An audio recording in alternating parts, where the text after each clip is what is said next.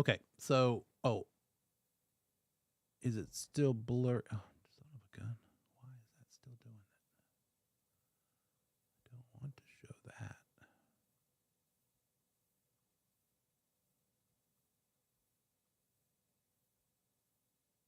Okay, don't worry about the screen at the moment.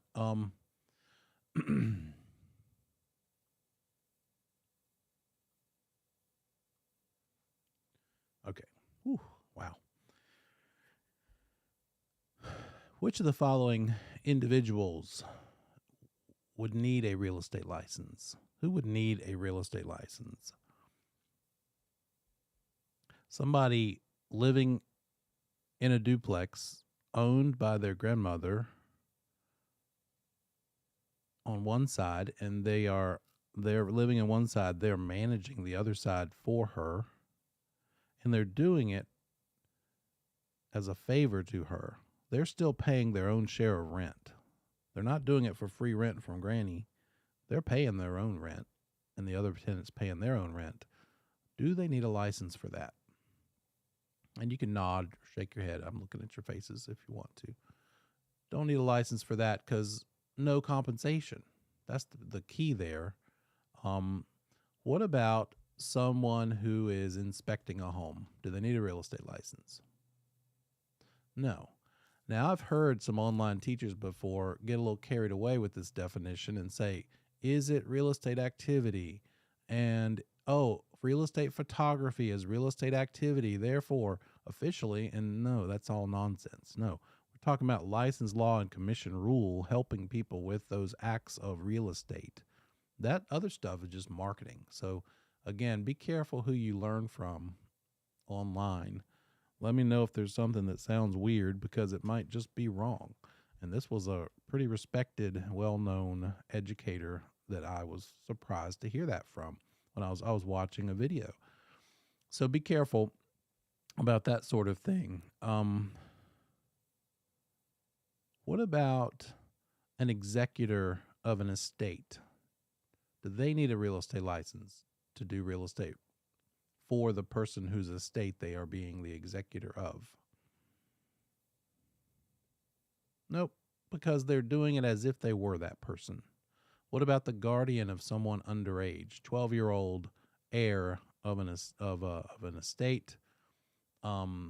His mom is his guardian, and the person who left him a property, right, is dead. So mom has to take care of some things related to that property. Then yeah, that's again no license needed because she's doing it as if she were him, basically.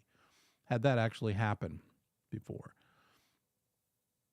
Let's see. What about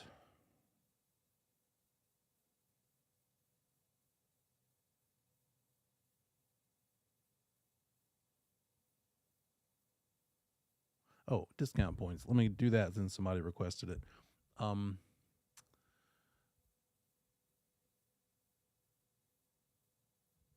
Anything in particular about them first? I can go over the whole spiel, but if you had a particular request about them, they are also called lender yield, discount points, lender yield, because they're just getting money up front. That lender's getting upfront prepaid interest. It's also called prepaid interest. Yep. Okay. Just said that. And so there's two components to this discount point thing. First of all, remember, they're not going to be on every transaction. They're not automatic. They're anytime someone wants to buy their rate down. They don't like that the rate is 7.5%, and they need it lower in order to be able to afford the payments. So they need to get that down. So if they find out the rate's at 7.5%, they being the buyer borrower, and they say, well, what's the payment on that? And maybe the lender does some calculations on the loan amount and this and that and the other, and they say, oh, it's $3,700 a month. And they say, what? I can't afford that. Well, you qualify for it. Here's the other thing. Lenders will tell you the max you qualify for based on your income, but they don't. All they factor in is credit cards and car payment and maybe school and and of course your PITI and PMI. But what does this not include? It doesn't include the private school you want to send your kid to. It doesn't include the nicer car payment that you wish you had and you want to get the better car instead of the one that's $200 a month. You want one that's $500 a month, and it doesn't include that Disney vacation that you're budgeting for. In other words, what the max you can qualify for might just mean that if you bought that house, you would be house poor. You would be paying a payment that doesn't allow for your quality of life things. Whether they're good decisions or not doesn't matter. Point is, I ask clients, look, what do you want to do with your life, right?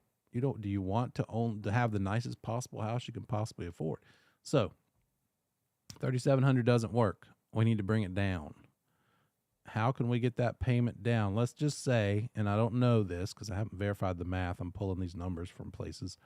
Let's say that we need that payment to come down to $3,000 instead of $3,700. Again, don't worry about those numbers. In order for it to come to $3,000, we determine that it would need to be reduced to 6.75% interest rate. That's what that borrower needs that rate to come down to. So first step here is determine how many interest rate points. Anytime you're talking about a percent, people will refer to it as points, by the way. Anytime you hear the word points, it doesn't necessarily mean discount points, but just hearing people out in the wild in business and stuff, how many points was on that spread sort of thing. They're talking about percentage points. So how much of an interest rate deduction is this? We do this subtraction. We find out that it is, let's say a half plus a quarter is 0.75, right? Let's just double check. 7.5 minus 6.75 is 0.75 of a percent of interest rate. That's how much it needs to come down. So what do we know? For every one discount point, it lowers the rate by 1/8, also known as the decimal 0.125. Because a lot of people are not happy with fractions. They don't like to work with fractions, and that's okay. Convert that fraction to decimal. All you do is take the top number, the numerator. Oh boy, flashbacks from school, right? Numerator, divide it by, in the calculator, by 8. There's our 0.125. So that's the magic number that we need to divide this by in order to find out how many discount points are going to be needed to accomplish our goal of dropping the rate the borrower is paying on from 7.5 to 6 3/4, from that to that. So 0.75 divided by 0.125, 6 of them. Woo, that's a big one. It's a big adjustment. 6 discount points are going to be needed to get that borrower down to an interest rate they can handle or that they prefer to handle. Next question is, okay, but how many dollars will those 6 discount points cost? So there's 2 possible components they could test you on with calculation. How many discount points needed to get from this interest rate to that interest rate, and then how much will those discount points cost? I think that's the one you probably don't have any trouble with. 6 discount points is the same thing as 6% of the loan amount. I didn't give you a loan amount yet. Let's just say it's $437,000. If that loan amount is $437,000, let me write it in a T formula. It would look like this. Loan amount, I think I just said $437,000, times the points, in this case 6,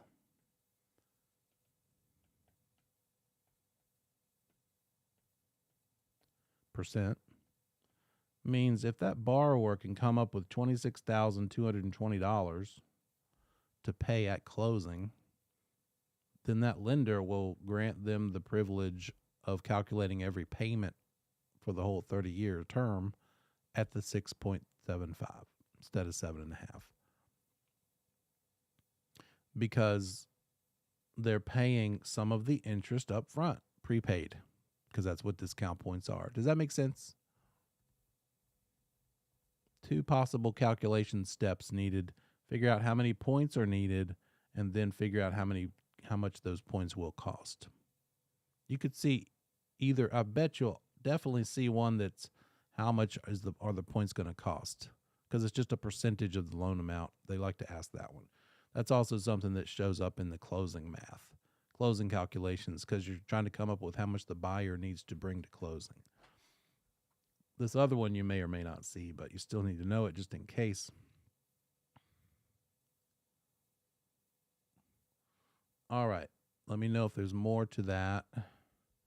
Otherwise, let's go do what else is in the chat here. And I have a request for front footage, an example of front footage. So we're talking about calculating the size of the lot.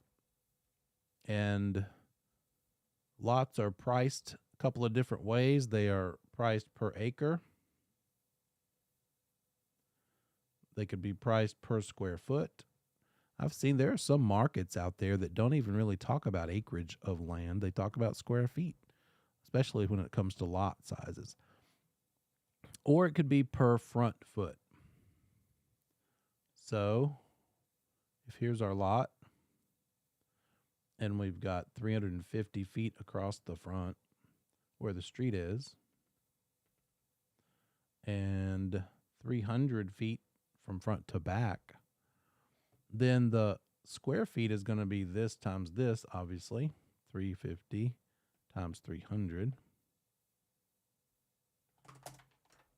105,000 square feet. And the front feet is going to be 350 because it's just the first number, the one at the street.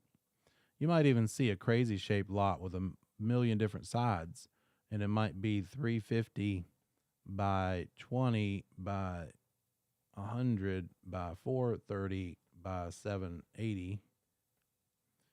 And the front footage of that lot is still 350 because that's the first side. And the first number given in the dimensions is the street side. And then it goes clockwise from there. So if they ask, here's the actual question.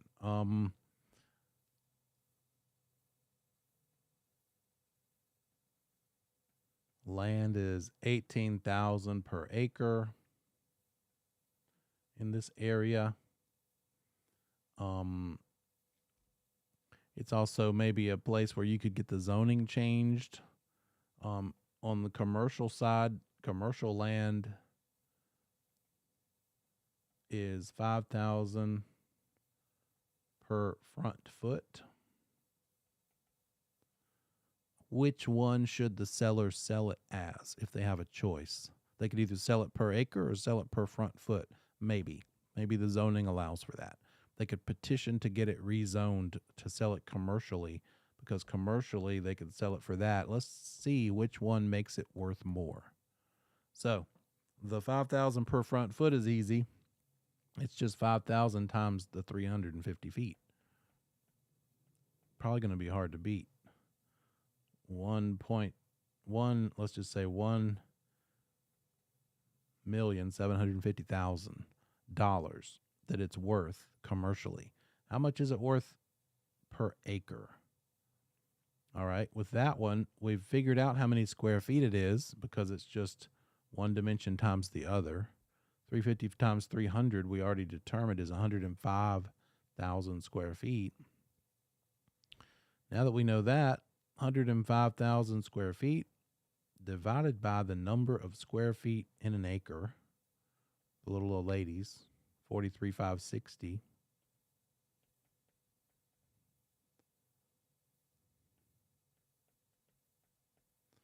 And that shows that our hang on a second.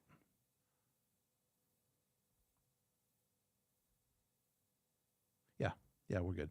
Acreage is 2.41. Total acreage 2.41. 105,000 square feet is 2.41 acres. Now that we know the number of acres, we multiply that by how much land sells for per acre, and that is 18,000. So 2.41 times 18,000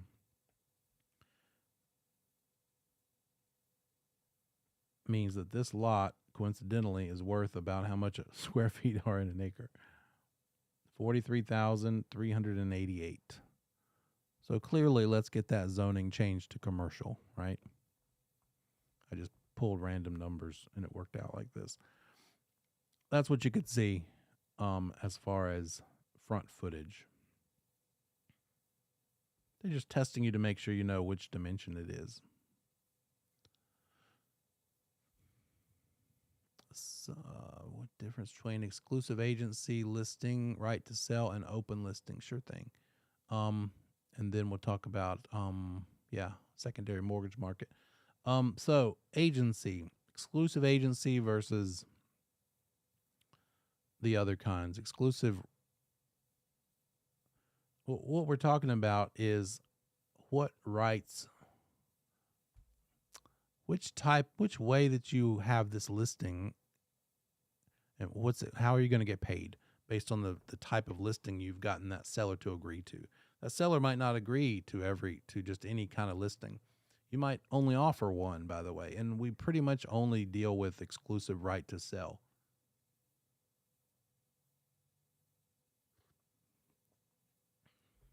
So let's see what that looks like. Exclusive right to sell listings. And then there's exclusive agency listing agreement. And then there's an open listing agreement. Think of these as which one does the agent like the most? Which one is the favored method? Which, if you have a choice, which one gives the agent money more easily? And it's exclusive right to sell. You're getting the exclusive right to sell it, meaning exclusive to you. Doesn't matter who sells it, you're getting paid. Broker gets paid, period. Done. Even if the seller brings the buyer themselves. Like the agent had no chance of finding that particular buyer who ended up buying it. The seller did it. The seller did all the work. I usually say the seller works like an hour away, and there's no chance that the co-worker of the seller would have ever run across this house if it weren't for the seller telling people at their work. And the agent maybe did some marketing and advertising, but that person never ran across it because of the agent. Still doesn't matter. Exclusive right to sell. Even if the seller brings the buyer, the agent gets paid.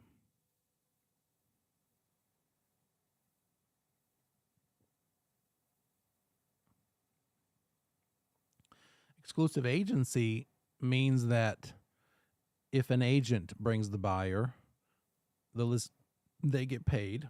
But if the seller brings the buyer, then the listing agent doesn't get paid.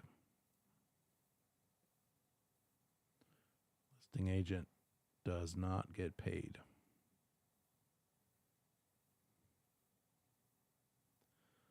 We don't do that here. We do exclusive right here. So exclusive right to sell, and the reason it is who knows what's going to bring the buyer, but that doesn't change the fact that agent did a lot of work up front. They took pictures. They paid to have pictures taken. Maybe that included drone shots, professional photos. They might have paid somebody to professionally measure the place. They've done marketing up front. They have to do everything up front. That's why new brokers don't tend to get listings right out of the gates, because they can't afford to do the marketing. Maybe. Right? If you can, great. Try it. Go for it. And it's also why these teams that hire people, including new folks, they're not going to let the new folks do the listing presentations. Those are gold, right? Listings, they say the saying is list to last. Get listings. I've sold houses while playing golf, and I don't even play golf much, because I had a listing and it sold while I was out on the golf course. I didn't have to go show property that day. I was out there having fun. And inevitably, the few times I play golf, somebody calls and says, I have an offer for your listing. And I'm going from hole to hole on the golf course, talking to my client, negotiating back and forth. I probably should play golf more if that happens every time. But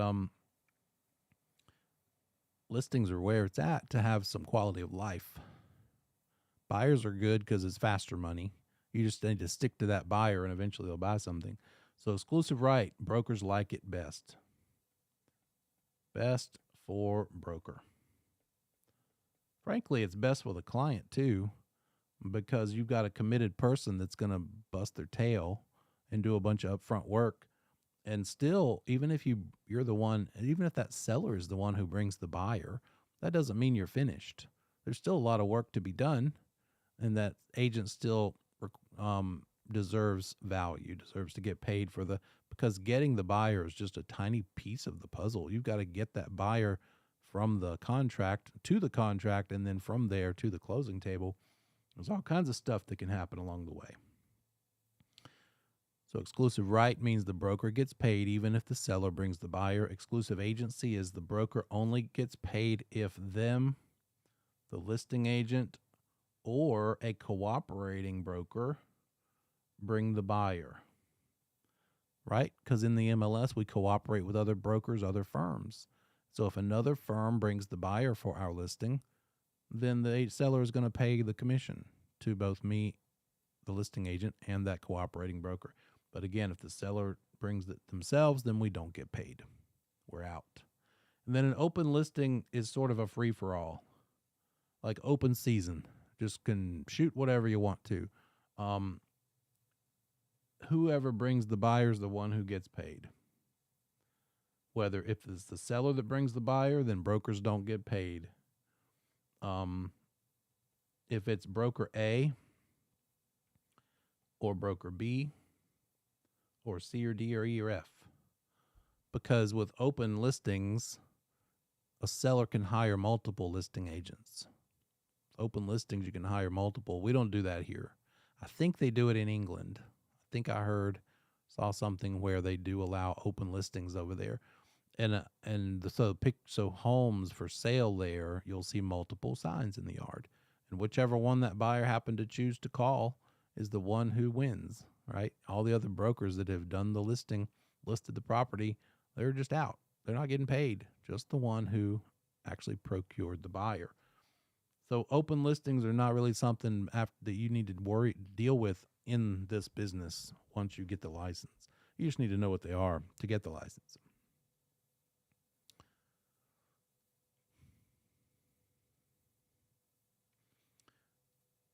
What else? Let's talk about agencies some more while we're at it.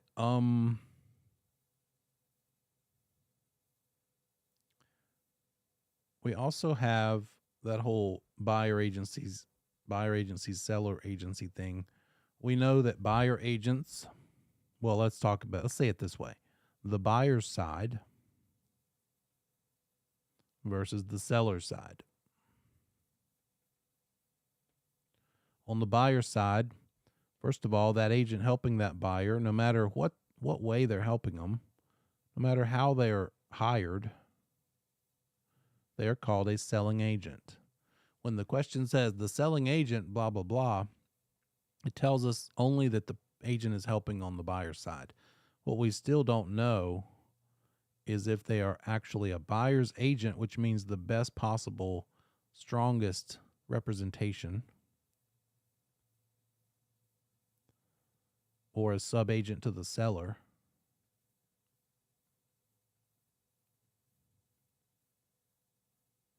So that's still to be determined. On the test, if you're reading through and all they say is the selling agent brought an offer to the listing agent, you know that there's a buyer that has an agent helping them. Keep reading to find out, is that agent helping that buyer a buyer's agent or a sub-agent to seller? And then if they are a buyer's agent, further questions are they acting as a dual agent or designated dual agent? But dual agency means there is a buyer's agent, right? dual agency is only possible if this agent is a buyer's agent. Because to be a dual agent, you're both a buyer agent for the buyer and a listing agent for the seller at the same time. It looks like this. If dual agency is a byproduct or I guess an ancillary possibility, like a side possibility of buyer agency and listing agency. And then on the seller side, you're going to see them referred to the person helping that seller as a listing agent. And then what else do we know about agency? On the buyer's side, a buyer agent could be just based on their word, their spoken word, an oral buyer agent just for a time. We'll say temporarily, because you'll never make money as an oral buyer agent. You'll never get paid as an oral buyer agent. That's probably better. Because oral buyer agency doesn't get you all the way to the closing table. It only helps them decide to trust you. And then you've got to convert that oral buyer agency to written before the offer is written. Before the offer is written, you need to convert the oral buyer agency to written buyer agency. On the seller side, there is no option for a verbal phase. No option to try them out.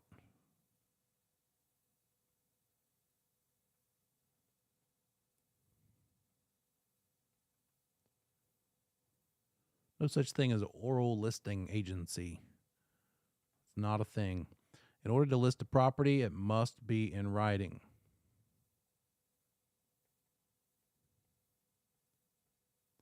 So you could be referred to as a listing agent, maybe a seller's agent. Might see it referred to either way. And then when you are that listing agent and a buyer calls you off the yard sign, for instance, or an ad, you have that conversation with them. If your firm allows you to do a dual agency, if you want to do dual agency, and if your seller has given you permission to be a dual agent for their house, then you can talk to that buyer about being a dual agent for them to buy this listing of yours. You have that conversation. And we have that whole process, the agency conversation process. Don't forget the working with agents disclosure, I should say. Working with agents disclosure.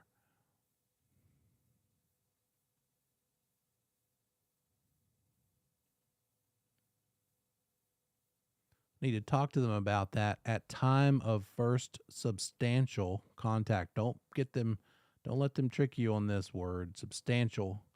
They might try to say initial. It's not first initial contact or anything other than the word substantial, because substantial means their money or their motivation. How bad do they want it, and how can they buy it? When you write on autopilot, your brain just checks out. Money or motivation. That means if that buyer you're talking to, or seller, anybody to whom you're talking that hasn't hired you yet, is who you need to be looking out for this first substantial contact, right? No matter who you're talking to about real estate, if they mention, oh, I qualify for this, I'm approved for this, or I must be out by November, or I have to have a house by Christmas. All of those things are money and motivation, first substantial contact material. So beware.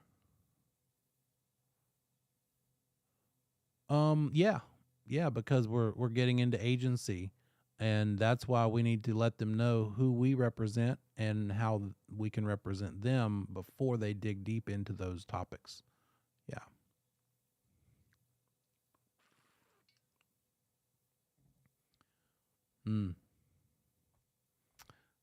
Yeah. Yeah. That's the reason for the discussion, is so they know. Another way to say it when you're talking about working with agents disclosure is And it's in that disclosure. It says, don't share your confidential information with me yet. All this document is that I'm asking you to sign, this working with agents disclosure, is saying that I've explained to you what your options are, not that you've chosen one. We haven't set anything in stone yet. We haven't agreed how we're going to proceed. We've just made sure you understood what the choices are. Because also on that working with agents disclosure, we show them what we're willing to do, what our options are. Doesn't see if I can pull one up.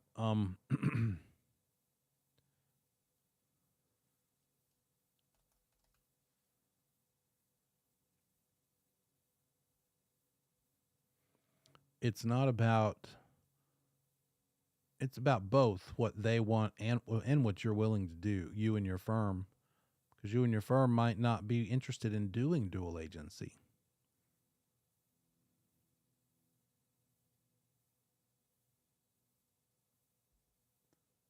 Shoot, no, that wasn't it.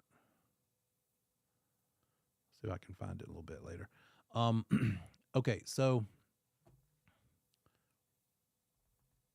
that working with agents disclosure needs to be disclosed. That conversation needs to be had, not when you're saying your name or talking about the Panthers, but when they're giving you some confidential information like money motivation. Then you've disclosed it to them. They signed it. If they didn't sign it, I think I've seen test questions before talking about what happens if they don't sign it. Then you sign it and say, I tried, but they wouldn't. And you put it in your file, because that's the key thing here. Just have it in your file.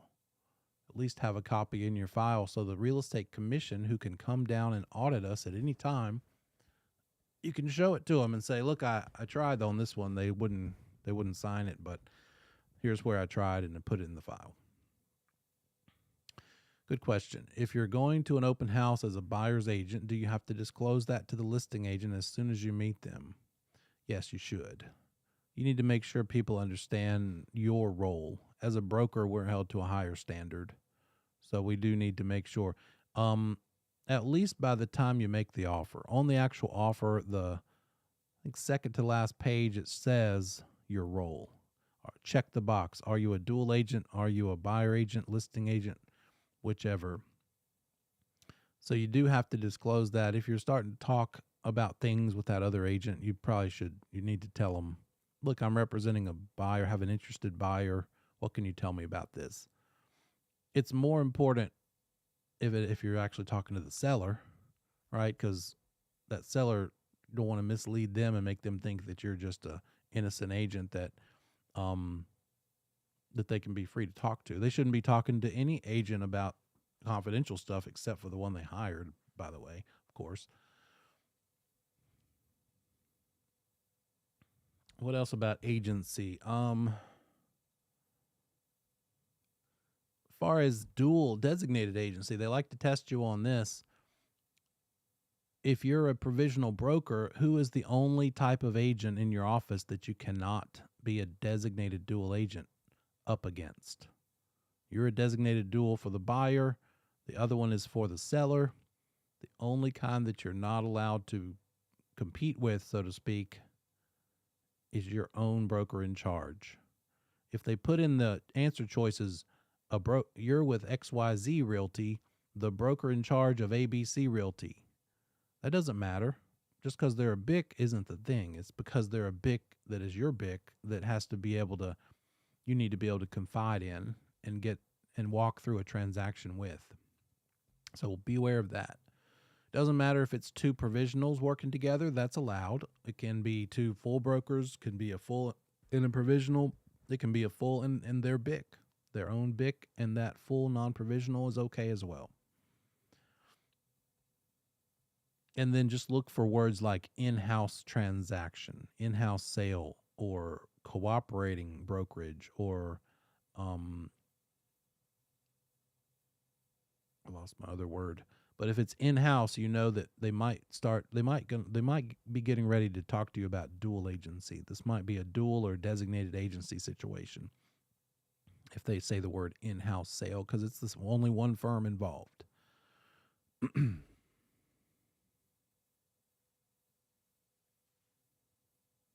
So yeah, confidential information could be something that they refer to it as. They might not say money or motivation specifically. They might not say first substantial contact specifically, but the whole point is that money and motivation is the confidential information. So good way to point that out.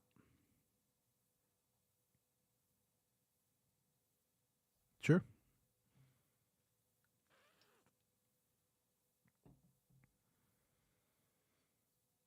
Right. Whoever you're working with. Yeah. Anytime.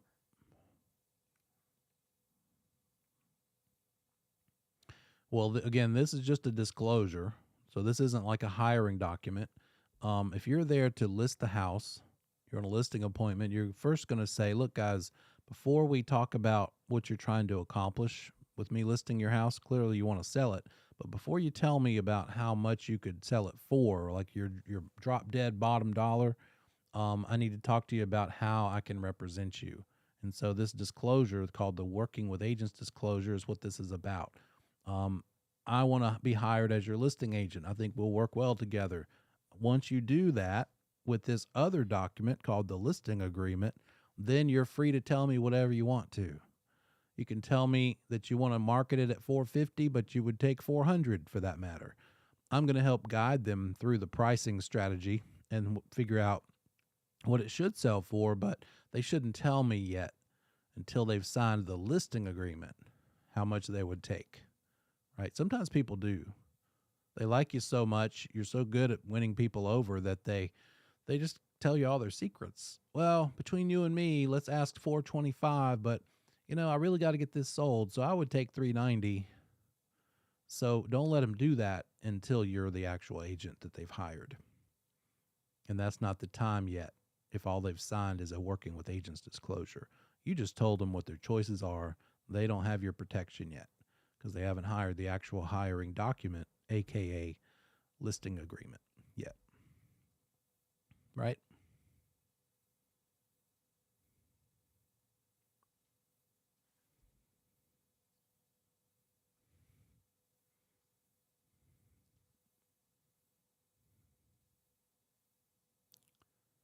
Well, um, as with buyers, you could be a subagent to the seller. You're also a subagent to the seller if you're not in the transaction at all, because by default, everybody is a subagent to the seller in the whole MLS, right? So I, sitting here right now, I'm a subagent to the sellers of all the listings in the MLS. I don't even know. I don't know those people. If I have a buyer who wants to buy one of those houses and they hire me as a buyer agent, now I'm a buyer agent for that particular buyer purchasing that particular house. But I'm a subagent to all the sellers of the other ones out there. I don't know if that helps, but on the listing side, you're either going to be the listing agent. If you're in the office of the listing agent, then you're a subagent to the seller. If you're in any firm, you're a subagent to the seller of all the listings out there. The only time that changes is if you're in the actual transaction in a different role, like buyer agency, dual agency. Good questions. It's kind of weird to wrap your head around. Add that to the test questions and how they word those, and it really can twist things around. Oh, what's not allowed to be in a sales contract? What provisions, what can you not address in a sales contract? Sales contract is between a buyer and a seller. And so, yeah, whatever your compensation, agent compensation is, cannot be, whatever that is, cannot be in the contract because the contract is between the principals, the buyer and the seller, not you. I've had it before where a contract came in on one of my listings and the agent had written in there, see addendum A. And on addendum A, it said agent to receive 3% buyer agency fee. We were offering 2.5%. And that she knew that. She saw that in the listing agreement, but she asked for more in the contract. And I'm like, oh, really? That's like 101. So I told her, I'm not a tattletale if I don't have to be, unless it's just blatantly harming the consumer.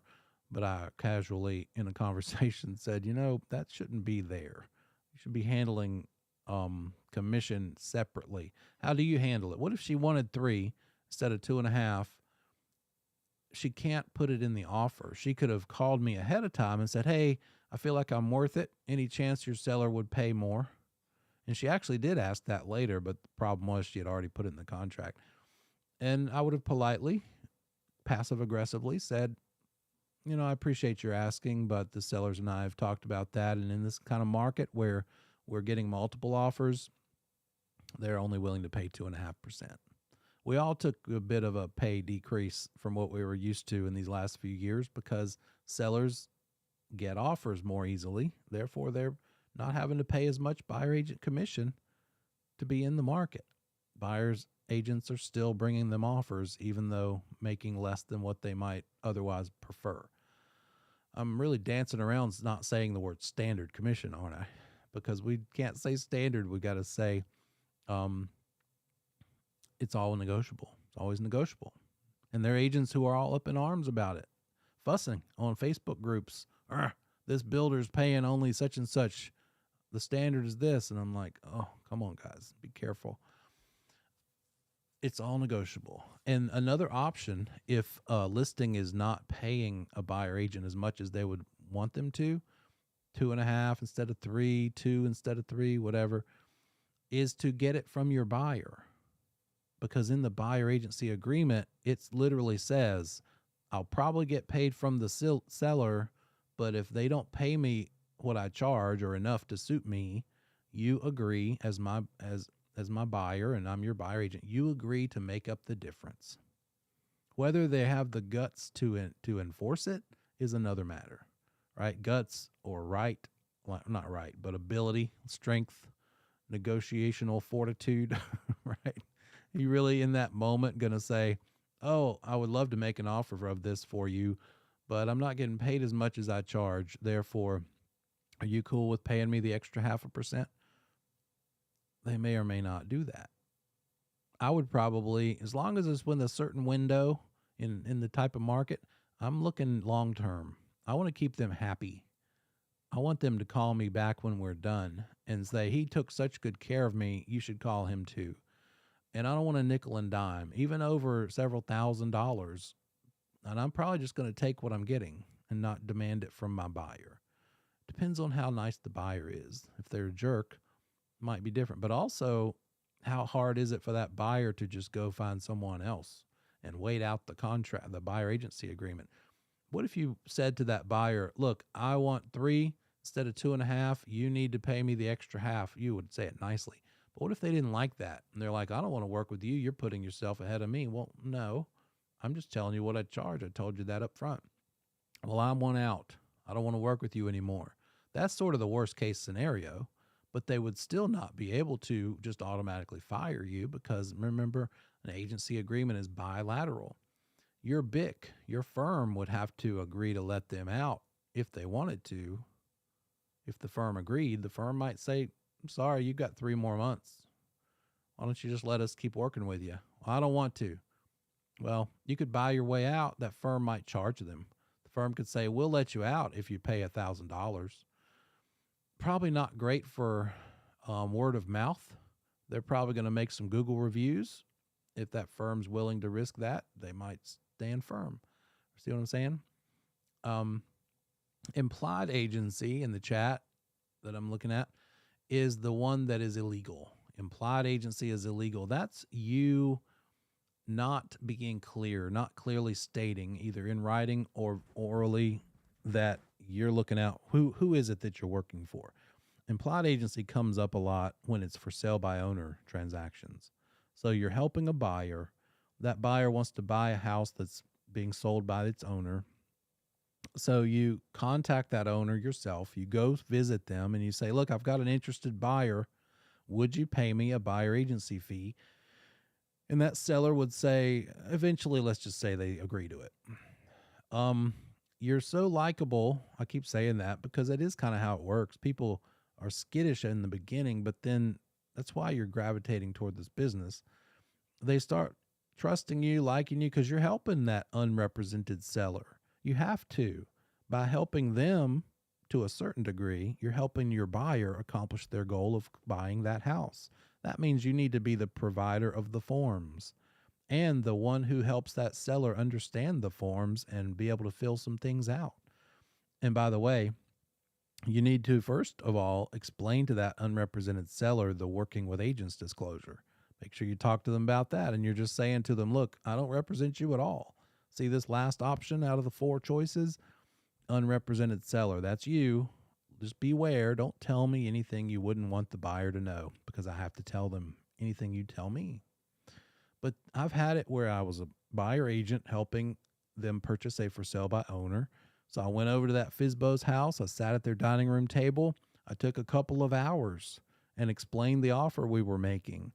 And we needed to get the homeowner documents, the covenants and restrictions, and they didn't have them. So they called their neighbor. This was like not a retirement community, but an older, because it was all ranch, single levels. And so it tended to draw that kind of buyer.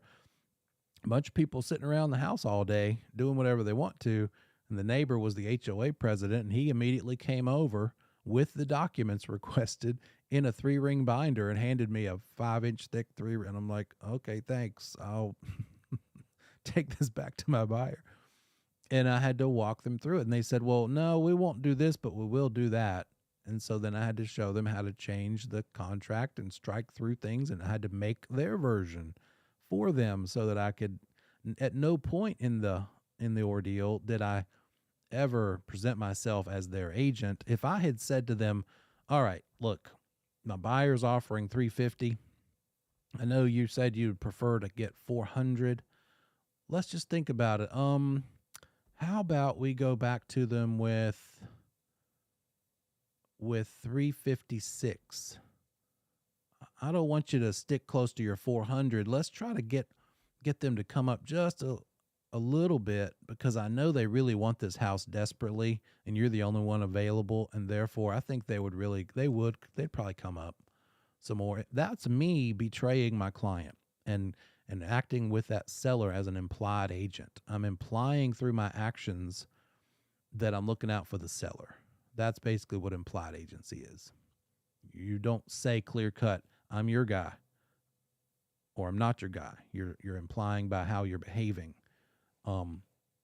who you are taking care of and representing.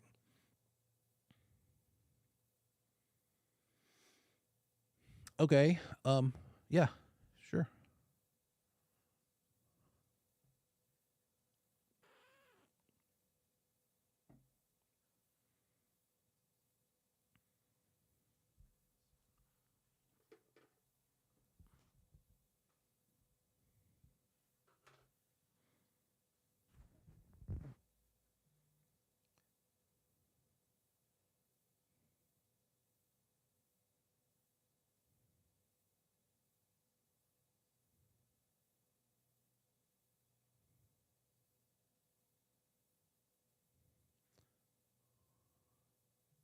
So let's just recap. So you said it's tenants in common, and it's 3 owners that have chosen to own it in equal parts, because with tenants in common, it's not automatic equal parts, right?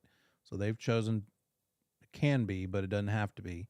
So they've chosen to be thirds, 33.3 each. If one of them dies, then it's going to be whoever that person who dies left their part to in their will. That's who the new co-owner is. There is no right of survivorship. Then it's joint, because that is the right of survivorship option when it's not a married couple.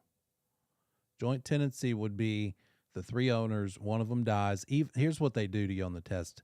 They say owner C writes up in their will that they want to leave their portion to their spouse and kids, and then they die. What happens to their portion? It doesn't go to the spouse and kids. It goes to the other 2 owners. The point they're making is right of survivorship because of joint tenancy. Yeah. They throw you the decoy of thinking, well, they wrote it in their will, so that must be who it goes to. Well, it doesn't matter. What matters is the type of ownership is joint tenancy with right of survivorship. Therefore, spouse and kids are screwed. They're not getting it. It's going to be the surviving.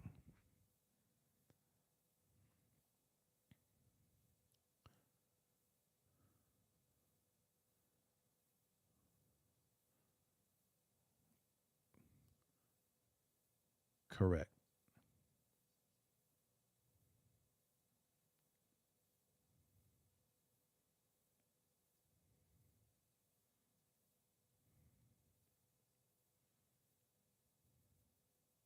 No, joint does.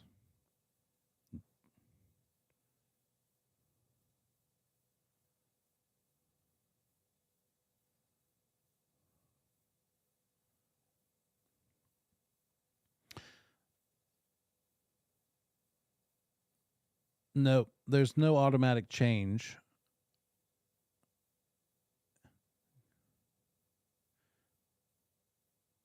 Yeah, there's no automatic change. What does occur to me though is the other example of joint tenancy.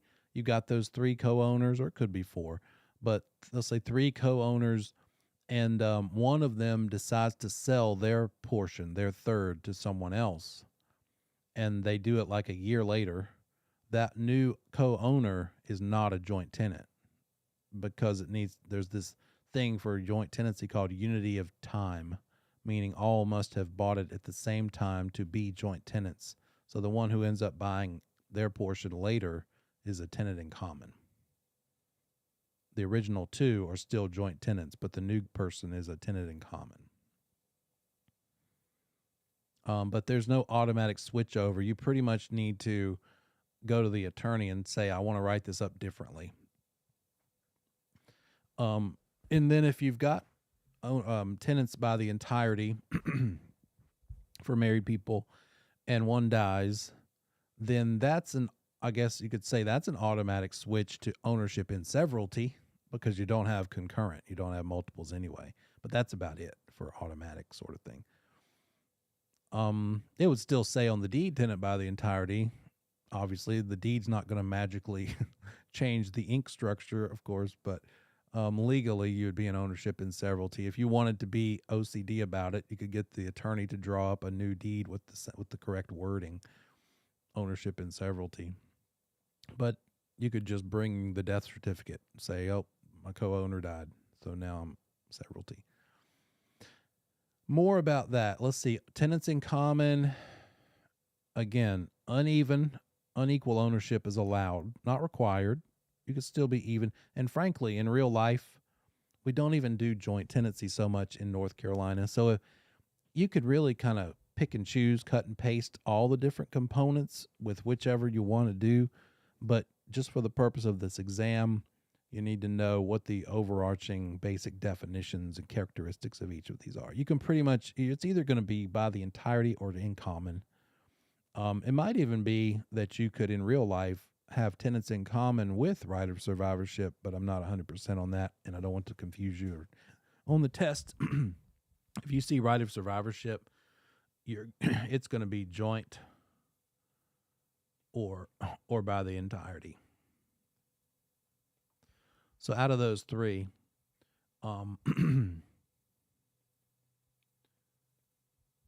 right of survivorship applies to these two. Tenants in common does not have it. Tenants in common allows unequal shares, but joint tenancy is going to be equal shares. I think they say tends toward it or something like that, but basically joint, you're going to be 50-50 or 33-33-33. The tenants by the entirety is basically 100% shares. You both own all of it, right? There's no right to partition, meaning you can't force your spouse to sell in order to cash out and get your piece on by the entirety. But there is on these two, the other two. You can sue your co-owners to sell if you want your financial piece out of the pie.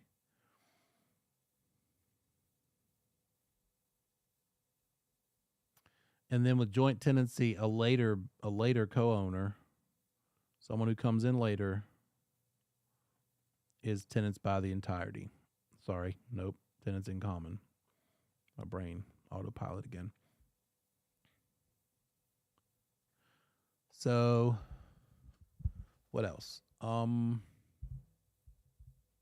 biggest thing is that whole in joint tenancy, trying to leave it to your heirs doesn't work because of right of survivorship.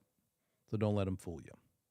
If they want to leave it to their heirs, then they need to go to the attorney, get their co-owner to agree to change it on the deed to tenants in common. Then they can leave it to their heirs. And by the way, you can, as tenants in common or joint tenants, you can sell your portion. You can mortgage just your portion if you want to. And you don't need the permission of your co-owners. They could just find out, oh, we're new co-owners we're co-owners with a whole new person now.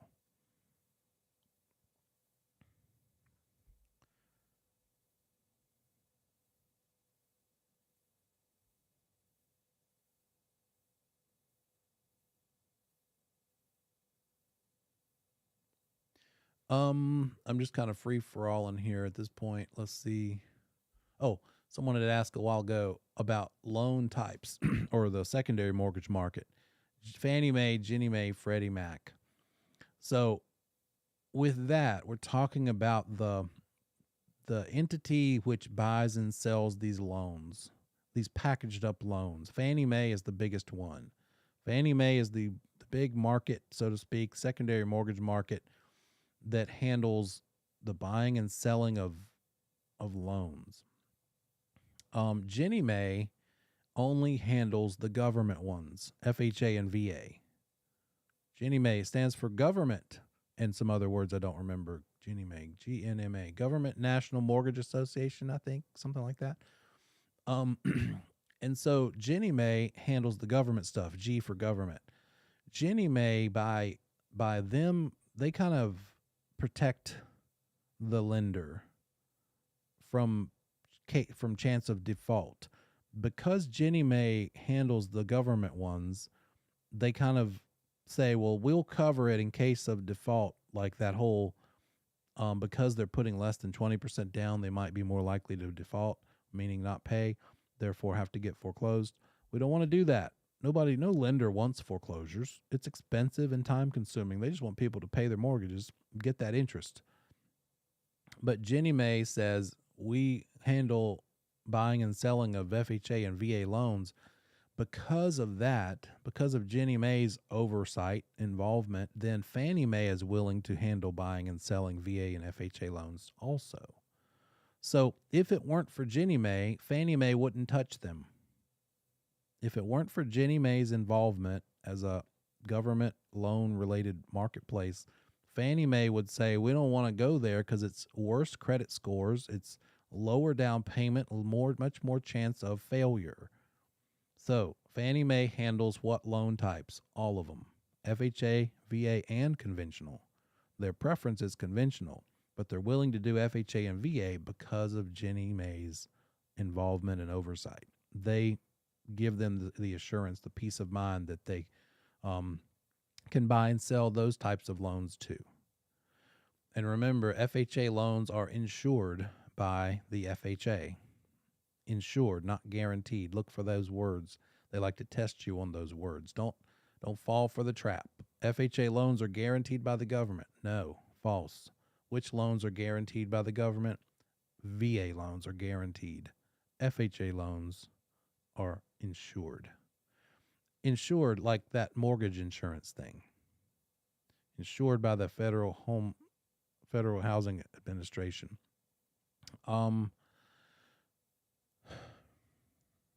Freddie Mac it's like a smaller version. It's for savings and loans institutions. It's just not your major loan products. It's other stuff, sort of just like a JV versus varsity kind of thing. So all three are marketplaces where these big chunks of thousands and thousands of loans are bought and sold back and forth. Yeah.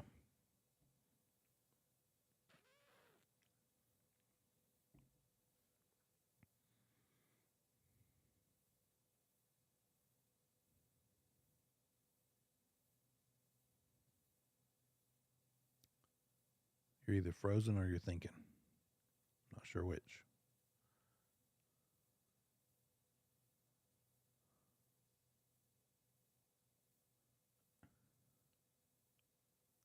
You're breaking up.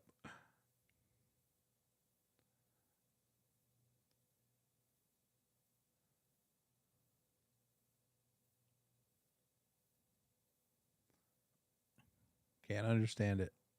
You're going through a bad spot. Can you ask it? Can you ask that one more time?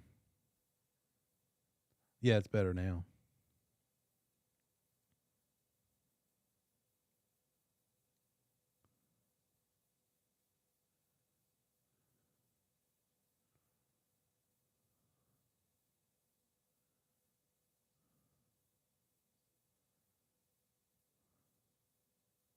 Right. Yeah, non-conforming loans meaning not conforming to the guidelines. Yeah. Um Examples of non-conforming loans are jumbo loans, bigger ones like for really big expensive houses. They're outside of the price range to be a conforming loan type. So therefore they're not going to be bought and sold on that secondary market because they're non-conforming.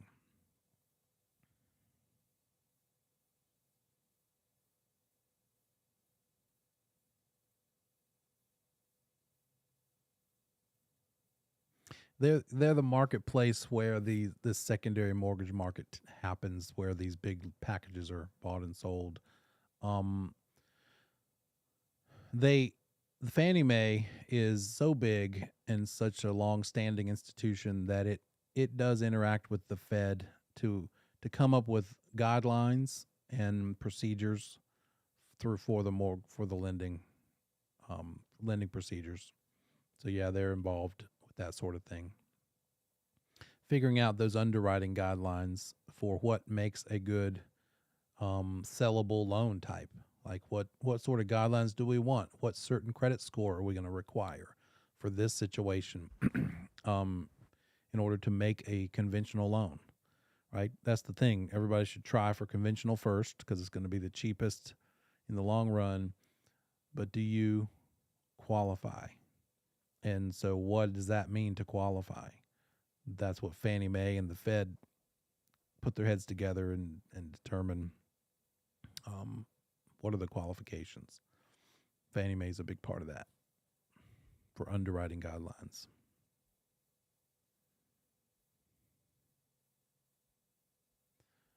Let's see.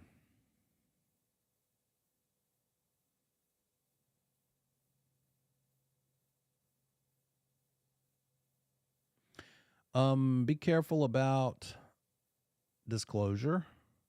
What do we need to know about disclosure? Well, there's the Residential Property and Owners Association disclosure, that 4-page thing called the RPODS document, which is a list of things about the house, and the owner can choose yes, there's a problem, no, there's not a problem, or I'm not telling, no representation. Check the box. It includes things about the property itself, also the HOA. Is the HOA in financial difficulty? That's basically one of the questions. Facing lawsuits. Is the property facing lawsuits or bankruptcy or foreclosure? And so yes, no, or no representation. And then also the last page and a half is tell me about the HOA and what it covers. Does it cover street maintenance, garbage pickup, the management fee? That's probably about 15 things that you can check the box. Does it cover? Yes or no, or I'm not telling. And it might be that you check no representation because you don't know either way, and you really just don't want to be liable for giving a wrong answer. And you also maybe don't want to go check. I'm saying this, you as in seller, the seller, because it's the seller who is the only one allowed to fill out that form. We as brokers are not allowed to do it for them. We can talk them through it. We can say, here's what they mean by this. Is your house, does it have this or that? Okay, that, great. Then check that one. And you might counsel them on the yes, no, and no representation. They might say, well, I do have a roof leak, but I got the guy coming over tomorrow to fix it. And you might tell them, well, then let's do this later or leave that one unchecked until later. Still, we'll have it completed before we list it. next week, but let's go ahead and wait until it's fixed and you have a proof of fixing with the invoice, right? And then check no, that there's no problem. So might be best case is to counsel them through getting things repaired so they can check truthfully no. Or they could say, well, I don't care either way. I'm going to check no representation. And that is their right. But be careful of a test question that implies or says that you as a broker are off the hook for disclosure to have anything to do with this disclosure. You still have to disclose material facts, regardless of what the seller puts on the disclosure, yes, no, or no rep. Even if they check no representation on the whole thing, you as a broker still have to disclose what you know. That's why you want to make sure you explain to them how this works so they don't accidentally tell you something that they otherwise would have wanted to check no representation. They know the roof leaks. They were planning to say no representation. If they tell you that it leaks before they check no rep, they can still check it, but now you have to tell everybody. So their completion of the disclosure forms is kind of unrelated to your requirement to disclose what you know. And you have a duty to discover and disclose things. You don't need to put on a coveralls and go looking around under the crawl space, but if you observe that the light doesn't work, now you know that. And it's a material fact that the light doesn't work. Hopefully it's just a bulb. But in real life, I would just joke about it. I'd say, oh, I guess you have a bulb that's out. Oh, you think I should replace it? Yeah, let's go ahead and do that. Because why not? Let's make sure that we put the best foot forward and give the buyer as little to be worried about as possible. And in real life, I will counsel sellers and I say, let's do what we can to make it sort of like when you sell your car, you fix it, you wash it all up, you make sure it's got, it looks its best it possibly can. Let's do that for your house because buyers tend to horribilize in their minds what they see. They make it out and assume it's way worse than it really is. It really was just no big deal, but they saw that stain on the ceiling, and to them it means the ceiling's about to cave in. But to you, that stain's been there for 5 years since you had the new roof replaced, the old roof replaced, and there's never been a leak since. You just didn't want to paint the ceiling. Should I paint it? Yeah, let's go ahead and do that. Let's take that item off the table so we don't have to have people worried about something for no reason. So be careful about broker-required material facts. And even the hours of education can get confusing, especially on the test. So as a recap, we've got post-licensing required of provisional brokers. You also have continuing education, which is required of provisional brokers. Your 18 months of time that you have to do your post-licensing is long enough that you could also have to do CE as well, right? Before you become a full broker. So that depends on when you get your license. Whenever you get your license, you get to skip your first June 10th CE deadline. So let's say that you all get your licenses, what is this, in February. Let's say you take the you pass this week, you take the PSI in February, you get your license. Congratulations. You now have 18 months to take 3 30-hour post-licensing classes, total of 90 hours, whether you activate your license or not. Inactive people still have to take post-licensing. The post requirement starts as soon as you get the license, and when you initially get the license, it is inactive, but that's when your 18-month clock is ticking. Now, you get to skip your first June 10th CE deadline. You don't need to do CE. So all of you get your PSI test out of the way. You get your licenses in February. Your first June 10th is coming, June 10th, 2023. You don't need to take CE by then because you know all the laws and rules as of this class. Logic makes sense. But then when next year's June 10th of 24 comes around, you are going to need to do CE by then. So you can start doing CE July 1st because that's the start of the license year. So an agent maybe who is like really ahead of the game, somebody who always does things early as possible, gets their license in February. They don't have to have CE done by this June 10th, but in July, they scheduled to take their CE so that for next June it's done. Or they could do like 90% of agents and wait till like March, April, May, June of the year in which it's done. The season of CE classes is super busy in April and May and the first 10 days of June. I've taught and taken, by the way, CE on June 10th before. Years ago, I took a June 10th CE, and I've taught a June 10th CE before as well. And a whole different energy in the room. People are like freaking out that they almost missed it. And then, so CE is due June 10th. But if you forget by June 10th and you wake up on June 11th, your license is still active. You have not gone inactive yet. From 11th to the 30th, there's nothing you can do about it. You know you're definitely going to go inactive on July 1st.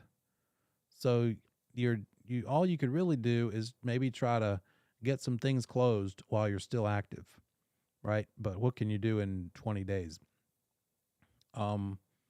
You're just hoping that whatever you have scheduled for the next 20 days doesn't get delayed, right? Because you just don't want to have to get your BIC involved to have to go to the closing on your behalf. Because what if you're inactive on July 1st and that's when your closing is scheduled for? You can't go. You can't go do real estate. Your BIC would have to go for you or some other broker, and now you've got to explain things, and that's no fun. In the meantime, you need to take a CE class, several, to make up the one you missed. And doesn't mean you'll be back in action by July the 2nd, because it's going to take some time to report that class and blah, blah, blah. It's probably you'll be out for at least a week, still inactive, if you're lucky. So CE is due June 10th. The money, the $45 renewal fee, is due June 30th. If you go 2 years without paying the money, then you are what's called expired. Your license is expired and you can't do real estate. But say that you don't really care because you've got a normal job and you're making money and real estate was just sort of a part-time thing. But if you go more than 2 years without paying the $45, you're back here with me in pre-licensing. So they say, just keep paying the money. Win the lottery, but keep paying your renewal fee, because when you inevitably spend all that money you won, as they all do, you're going to probably want to get back into real estate. So why do that to yourself?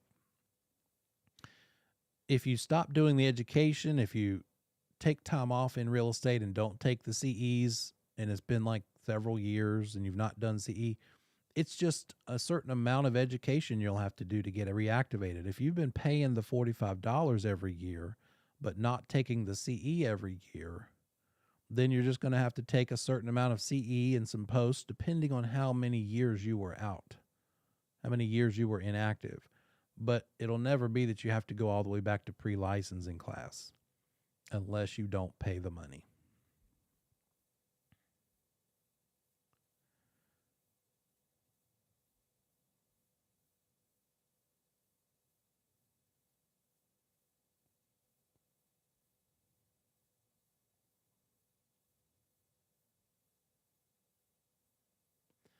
When we have a contract, that contract is not automatically, the standard one we use, is not automatically contingent on financing.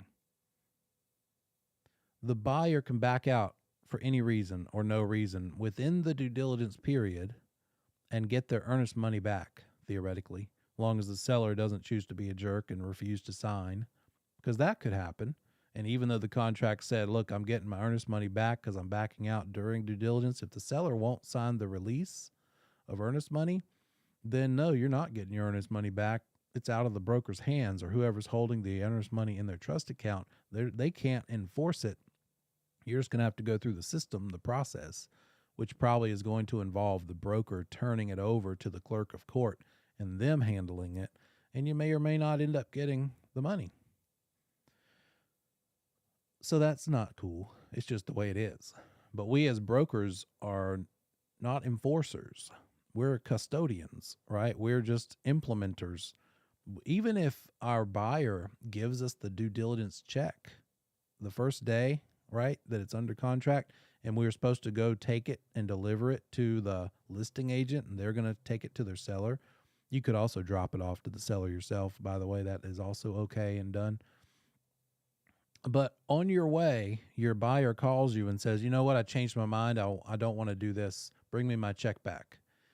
If you still haven't handed that check over to the seller, if you've handed it to the listing agent and they still haven't handed it to the seller, then you both have to comply with the buyer's wishes and return the money to them.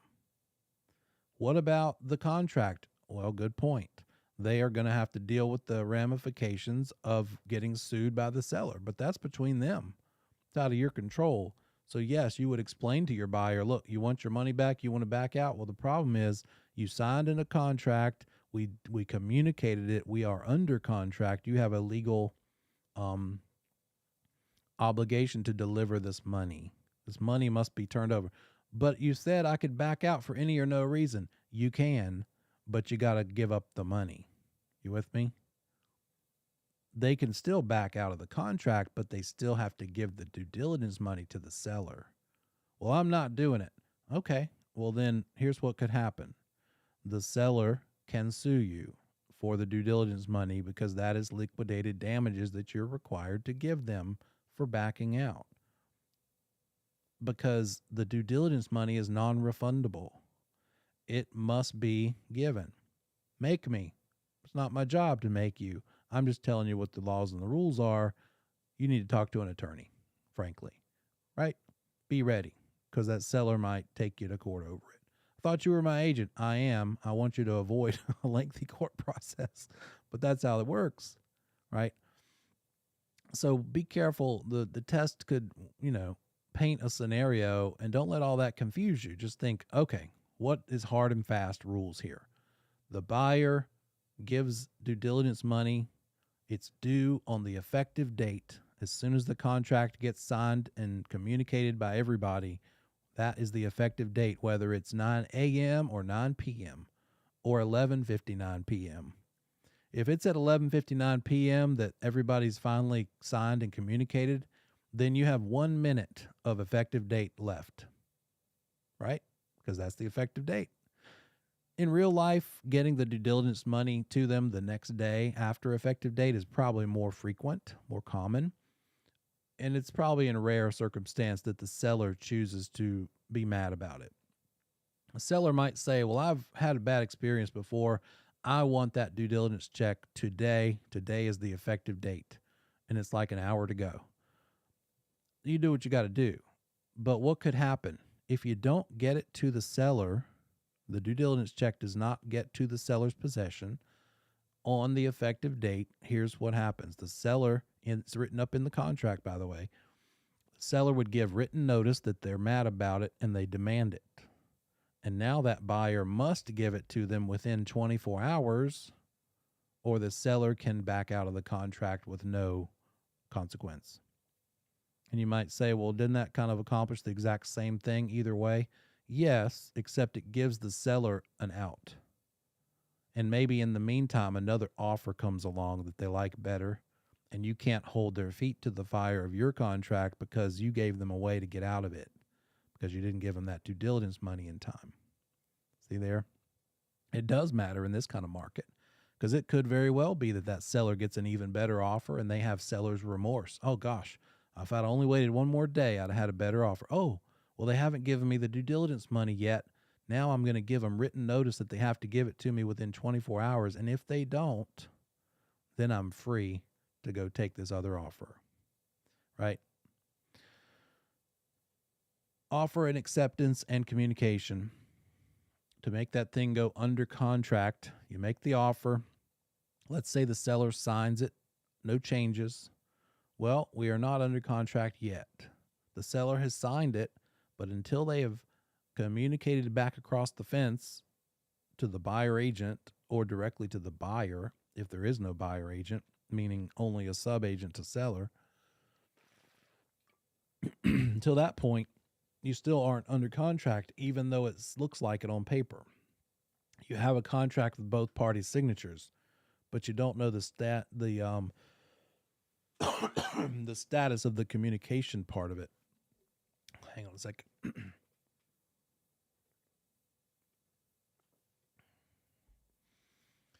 So that communication is huge, and they'll point out a scenario situation, and you'll just need to identify at what point did it get not only signed and accepted, but communicated.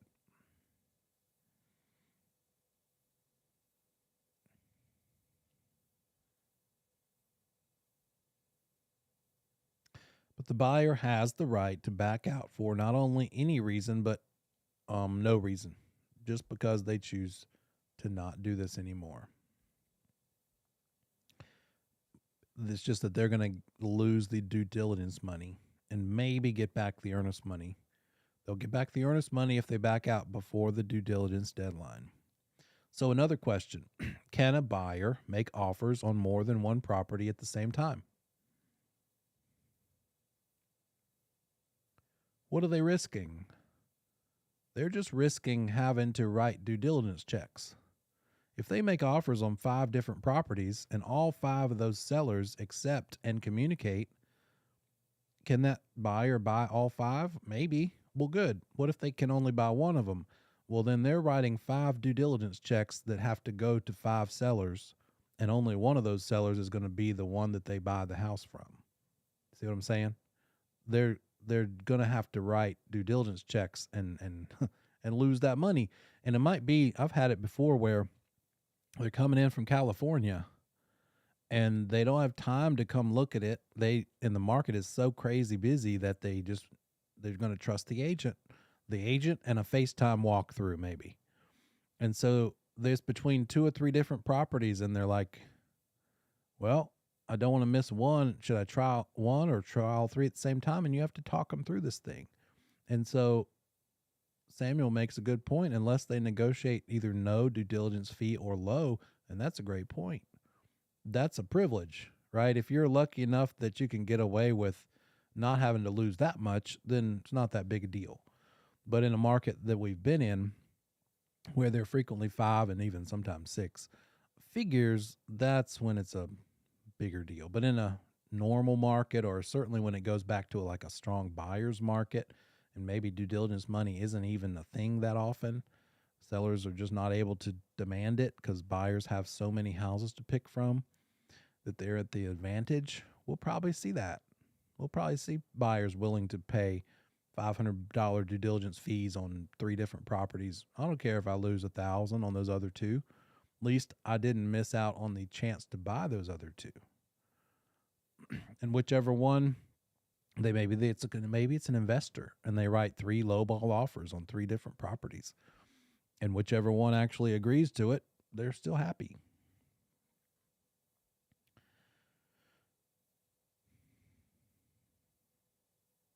What are the 3 stigmatized property categories? Not material facts, but stigmatized property categories. We, as brokers, not required to disclose in these 3 types of situations.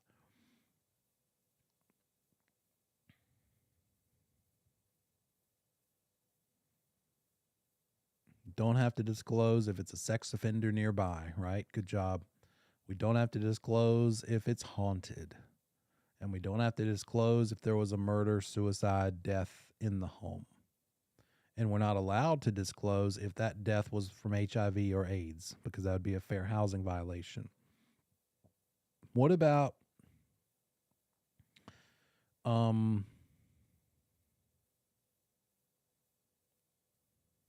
just drew a blank.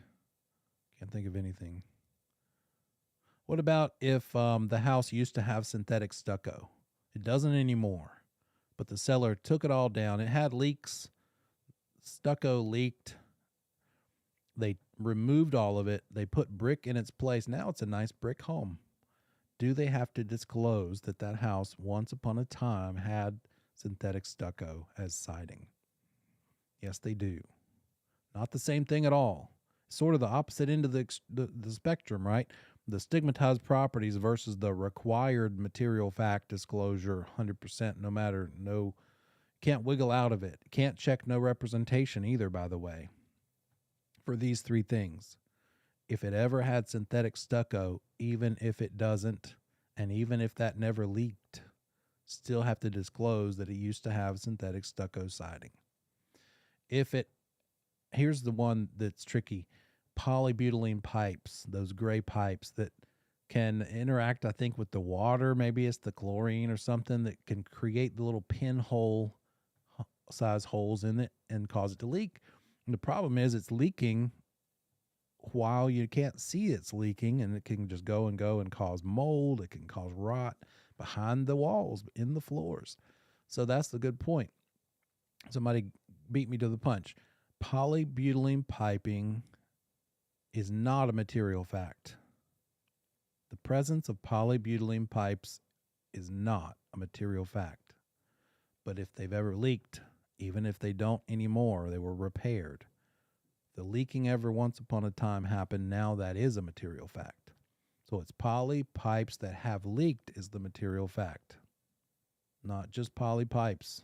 Don't let them get you. That'd be an easy one to fatigue mind kind of miss.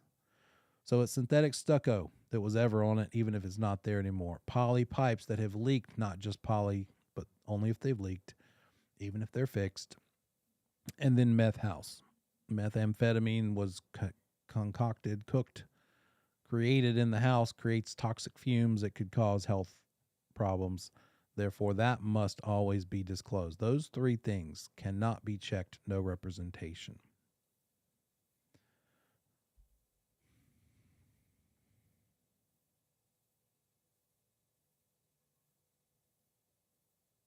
Yeah. Mm-hmm.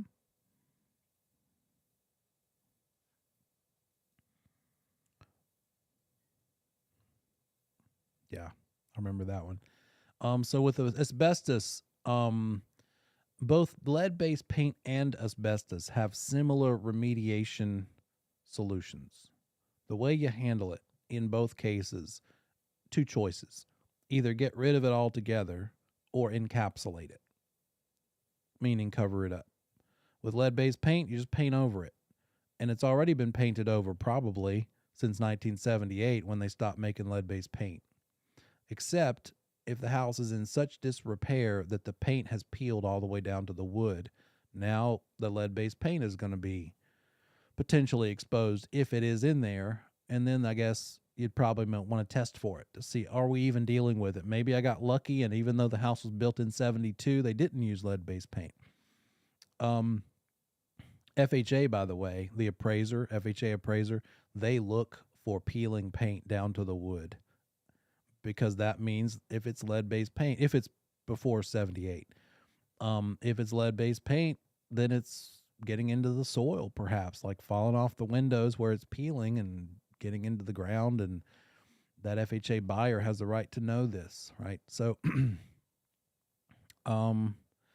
asbestos could be lots of different building products. It could be the siding on the house. It could be the ceiling tiles inside the house. It could be insulation around pipes, maybe in the attic. It's a great product for the point it was created, which is fire retardation, keeping fire from happening. It just so happens to cause cancer and sickness. Well, that sucks. So therefore, we don't use it anymore. If it's the siding on the house, that doesn't mean that the owner has to have all that siding removed, because in order to remove the siding, you're running the risk of the danger of it to begin with, because the danger in fiddling with FHA, with asbestos or lead-based paint for that matter, is making little particles go into the air, the dust, creating the dust because you broke it and now you breathed it. And with asbestos, you're breathing in little filaments that get stuck in your lung tissue and can cause sickness, illness, cancer.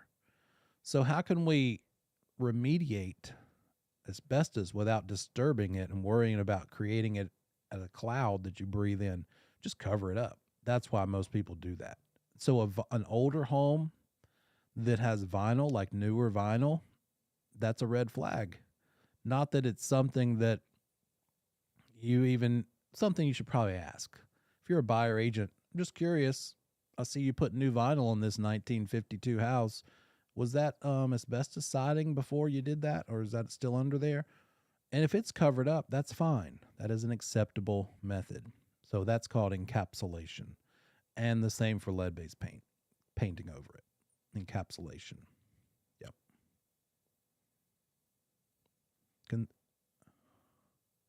Yeah.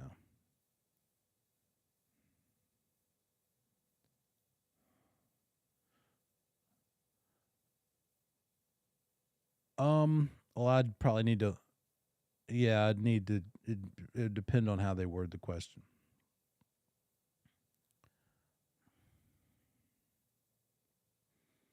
Oh, well, now, again, let's not talk about actual questions. We can't let the questions come out. But, but the solutions for lead-based paint and or asbestos, if we're just talking asbestos, are either encapsulation or removing it. No, you wouldn't tear the whole house down, but you would remove the material. And you would need to remove it like wearing hazmat suits. Somebody would have to have the breathing rig and do it in a way that lowered the chances of having it break apart and release dust into the air that could be breathed. They'd rope off the area, right, and do things to keep the dust from being out there.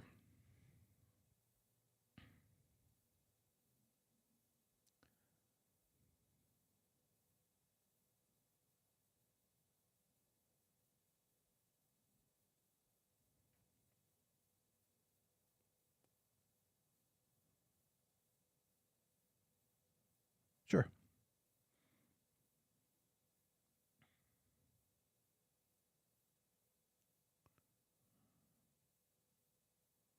Oh, due diligence fee and earnest money.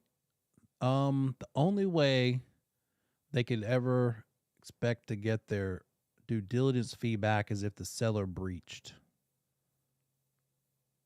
Seller just completely let down or didn't fulfill their promises. And so, what would be a seller breach? It's easier for a seller to breach than a buyer to breach, frankly, because a seller is pretty much beholden to sell this property, right? There's really no amount of time during which the seller can say, I just choose not to sell it anymore. It's not the same thing as it is for the buyer. So if the seller, that we have a signed contract, we are under contract, meaning it's an executory contract, by the way, not executed, but executory because we're under contract. If the seller says, you know what, never mind, I just don't want to sell it, that's a breach. And so in that event, the buyer would have the ability, they would have the right to get their due diligence money back because the seller's letting down their end of the deal, right? They're not fulfilling their promise to sell it. So,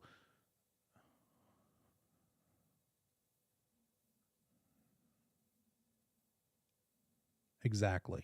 You nailed it. Exactly. Good point. Yep. Mm-hmm.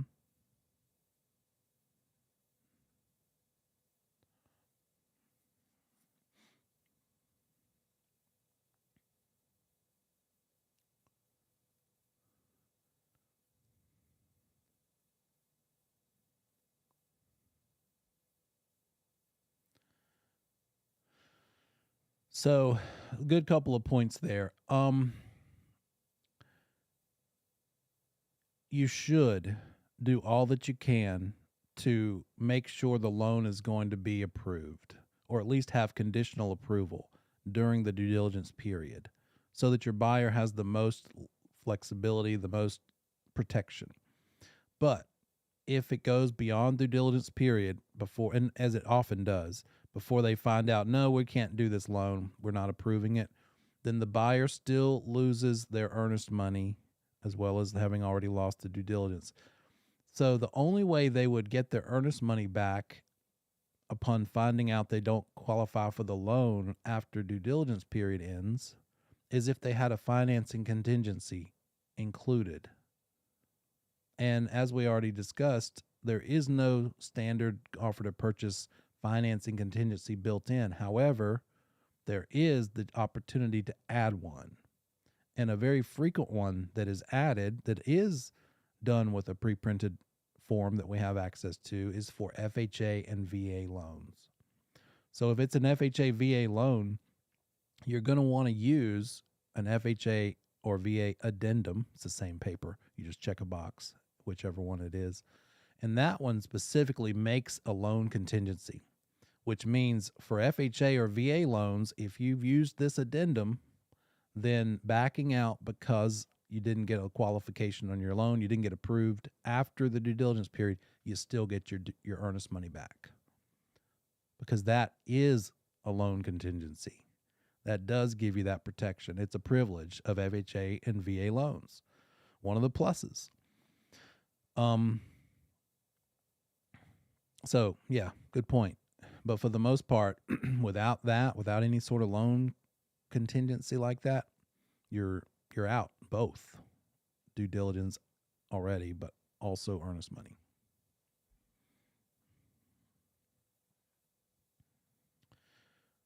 Not a standard, not a pre-printed, ready, available one. You can always have an addendum made, and there's two ways you could have it made. Either an attorney could draft it for you or for your client, or your client could draft it. If your client says, I want you to include this addendum I wrote on my own on this napkin, you have to do it. That is not illegal. You have to carry out their lawful direction. But I would advise them against it. I would say, you know what? Let's have an attorney review this and give you some advice. I don't want to do that. I watch TV. I know how this works. I wrote it the way I want it. Okay. Well, I'll include it, sign it, and I'll include it with your offer. And then I'd probably also follow up with an email and require them to sign off and admit that you told them not to, right? That you told them to get an attorney to write it. But that's allowed. The parties to the transaction or an attorney are the only ones who can draft legal documents. You would not want to do it. And they might put pressure on you and say, you know what? You deal with these things all the time. Why don't you write it up and I'll just say that I did it and sign it? Well, that's great until they throw you under the bus. It's not great, actually. It's not allowed. And that's what would happen, right? You might think, I can get away with this, but if it all went sideways, they're not holding your secret. They're gonna accuse you. So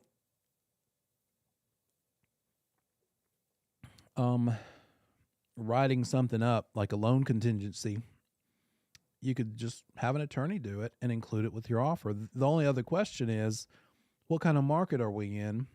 And is that seller going to be okay with agreeing to it?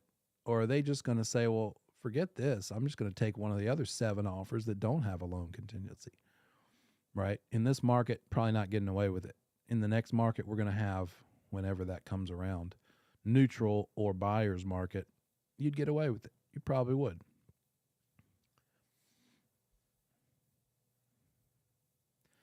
And then watch out for scenarios of material fact stuff like willful, negligent, omission, misrepresentation. Be able to recognize the omission or misrepresentation part first. Figure that part out first, then decide, was it willful or negligent? So it's omission if you kept your mouth shut. You, the broker, didn't say something, but you should have. You omitted. Anything other than that is misrepresentation. If you said a thing that's wrong, you said a thing, so it's misrepresentation. If you wrote a thing that's wrong, you wrote it, you conveyed it. Therefore, it's misrepresentation. Next test is, did you do it on purpose or did you do it because you should have and you were lazy or slack? Willful or negligent. If you told them the fence line is back there where those trees are, you misrepresented. Oh, it turns out it's not. You misrepresented. What kind of misrepresentation? Well, you definitely told them a wrong thing. Now, did you do that but even though you knew that was not the fence line? Then it would have been willful misrepresentation.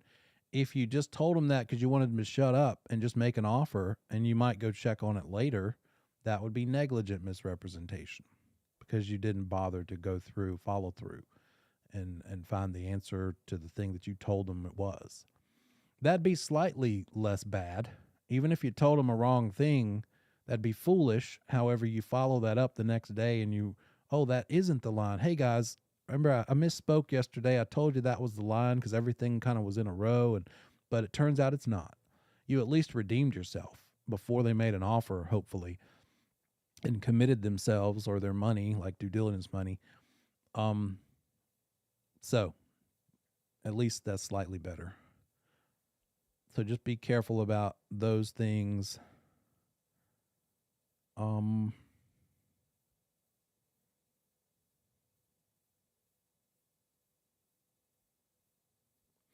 What if an agent sees a yard sign show up on their own personal neighbor's property? Like the house that the agent lives in, the broker lives in, his neighbor next door lists his house with a different broker. And so they're buddies. They have block parties. They do barbecues and stuff. He goes over to the house immediately, says, "Hey, don't you remember I got my license? Fire that guy. I'll take better care of you. What are they charging you? Oh, I'll give you a deal. Fire them. Hire me. Do we have a problem?" Who's going to have a who is going to care about that? Yeah. And what's that other agent probably going to do if they find out? Well, they'd start with talking to the real estate commission. Probably they'd tell on you, right? They would report you to the real estate commission because you are guilty potentially of tortious interference with someone else's business you're soliciting.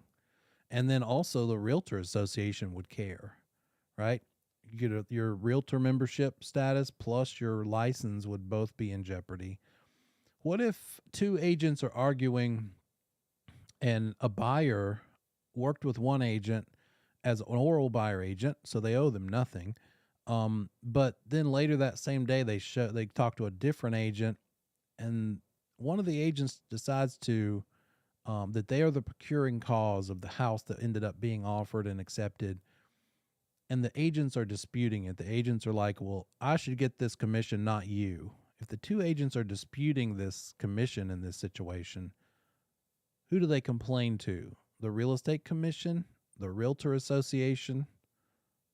Which one?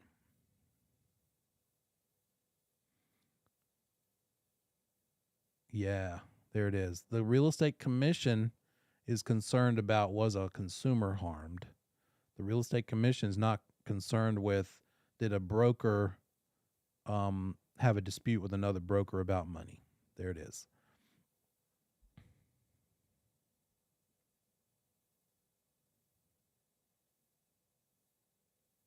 What is our requirement as a broker relating to the closing disclosure? What are we required to verify on that closing disclosure? Are we as brokers required to double check the math on every single calculation on a closing disclosure? Do we have to verify that everything was done, all the numbers on that disclosure are properly entered?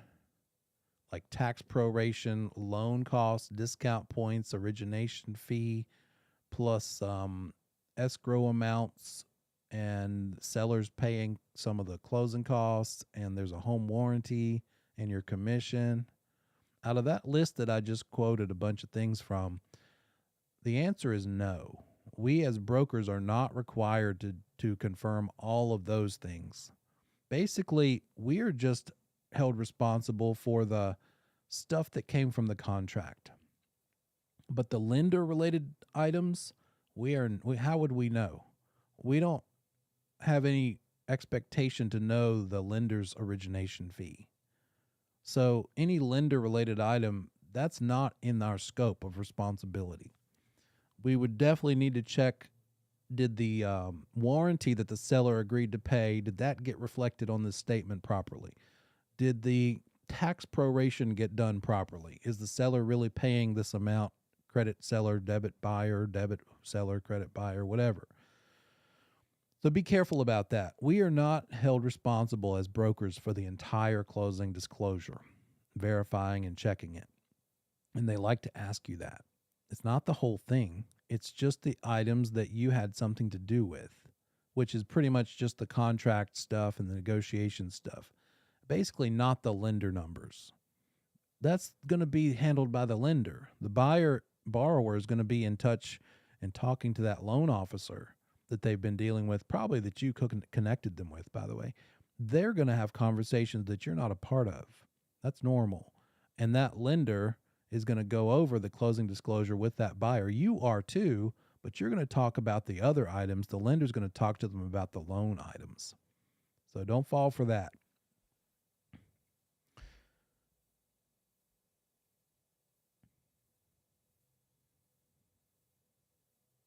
What's the word for when a broker puts a buyer's earnest money in their operating account instead of in the trust account?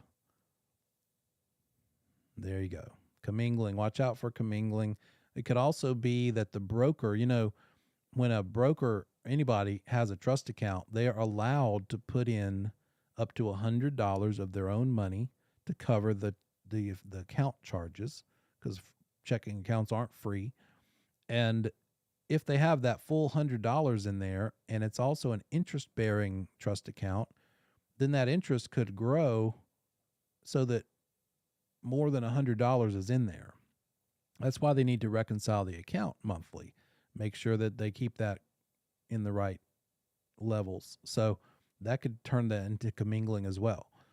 But it's mainly putting other people's money, putting in your money, mixing it along with other people's money.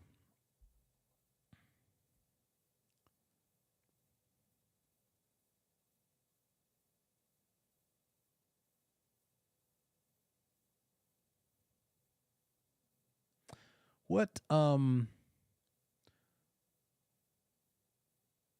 in a contract about the property? How do we know that it's the right property that somebody's actually buying and selling? What do we need to do to describe the property and put in that contract?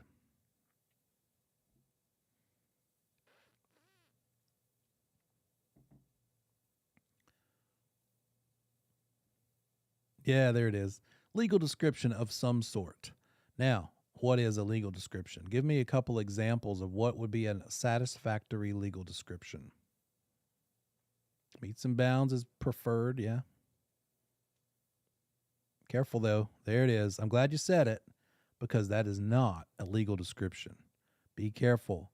It is in there. Absolutely. We want to put the address in there, but it's not a legal description, and they will spin that on you and mess you up. So the street address will be in the contract. It should be. You should describe the property in every way. Any description you possibly have. Tax parcel ID number would be a good one, even though that too is not a formal reference. A legal description is what's called a formal reference to the property. So what is a formal reference? Legal description like meets and bounds, also reference to a prior recorded deed, also reference to a recorded plat map. Those three are acceptable legal descriptions in and of themselves. If you have all three, include all three. You want to be super clear about what this property actually is. Those are all formal references, but the informal references are important too. They're just not official legal descriptions, and those include tax parcel ID, which is like a 10 or 12 digit number. It looks really official, but it's not a formal reference. But if you know it, put it in there. And then the street address is also another informal reference that is crucial. You need to put it in, but it's not the same as a legal description. Don't let that throw you.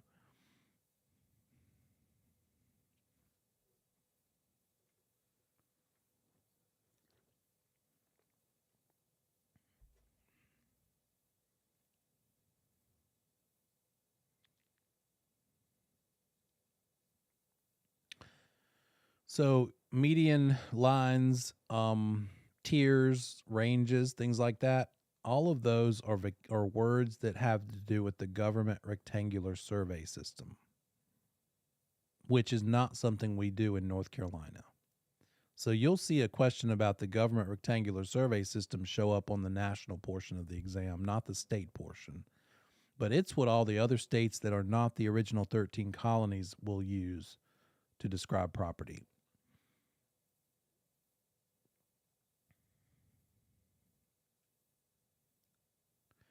Yeah, those are terms that they use to make up that grid.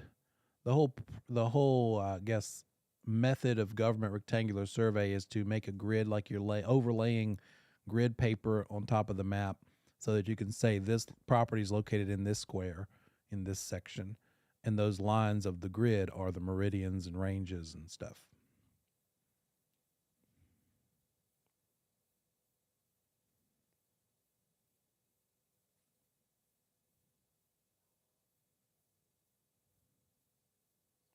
Okay, so I think you're mixing up two different things. Excise tax versus property tax. Right? Excise tax doesn't need to be prorated. It's not a prorated item because that's just what the seller pays. Seller's paying the excise tax, period. $1 per $500 of sale price. That's its own entity. That's its own thing. So if the property sells for $100,000, the excise tax is going to be $200. It's $1 per 500 of sale price. Okay, there you are. So yeah, $100,000 sale price divided by 500, boom, $200. That's excise tax. Now, the one about prorating is property tax. Another word for property tax is ad valorem tax. Ad valorem, which stands for at value in Latin. It's you're being taxed at the value it is, at the tax value, based on the tax value. So let's talk about that tax proration. Depends on the time of year. So if here's our year, January 1 to December 31, a big important date when it comes to tax being due is September 1st, because that's when you can now pay the tax. So if you close right here, let's say it's July 6th,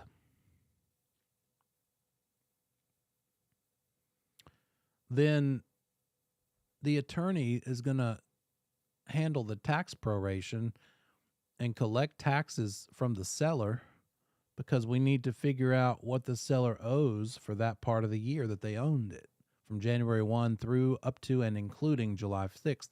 But the attorney is not going to take that money and send it into the government as payment yet. They can't. The government won't accept it. The government only starts accepting the money on September 1st or later, because that's when the bill is due and payable. So how do we handle it here? If we have a closing before September 1st, we need to debit the seller their portion of taxes and then credit it to the buyer. Debit the seller's portion, give it to the buyer. That means it's going to be whatever that amount is that represents this time frame is going to be taken from the seller's side at closing and given to the buyer's side, so that that buyer has that amount of money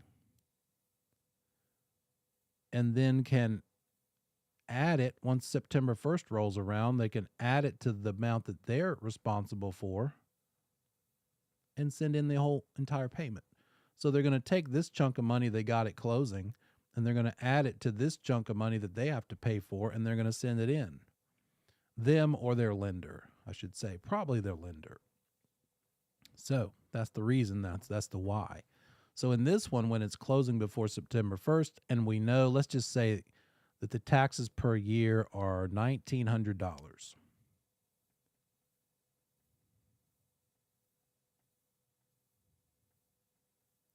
Now, by the way, you might have to calculate how much those taxes are and do that step before you can do what we're about to do.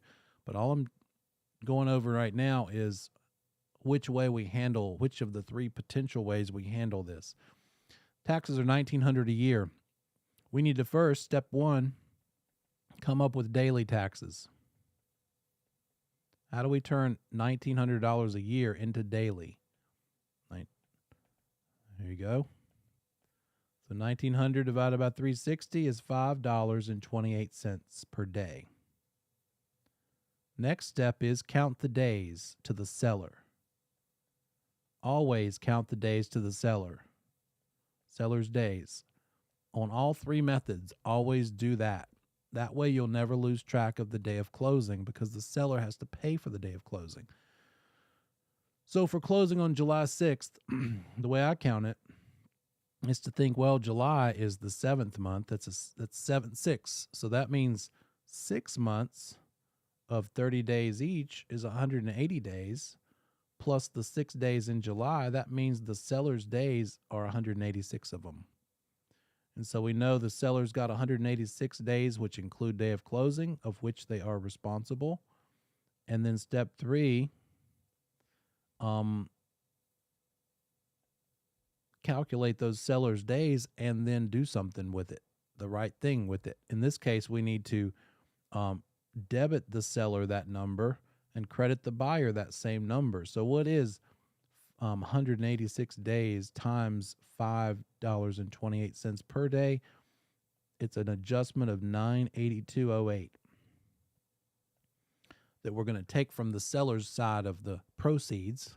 That much less they're going to get in their pocket at closing, and we're going to give that $982.08 to the buyer to put it on their side. All we care about is reconciling this as of the day of closing. If that buyer, if we actually give it to the buyer, the attorney does, and they never use it to pay the taxes, we don't care. I mean, we care because they should do it, but for the purposes of this closing date, it's irrelevant.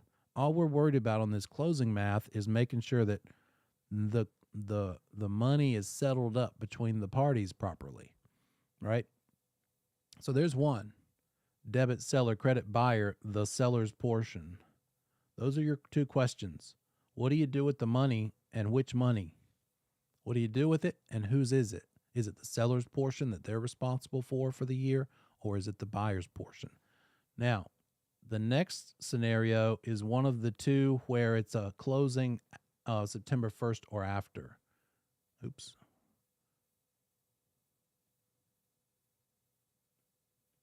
Here's our September 1st. This time we're closing right here, which is, let's say, October 25th. That's our closing day. Now, the taxes are due. You need to know another piece of information. You need to know if the seller has paid the taxes yet or not. And they have. So 2 questions. When is the closing? Oh, it's after September 1st. Has the seller paid them yet? They have. That means the seller has paid, they're out of pocket the entire $1,900 for the whole year. We're going to keep that annual tax amount because let's see, what was it? It was $5.28 a day. Okay. So now step 1, calculate the daily, $5.28, I believe is what I just said. Step 2, count seller days.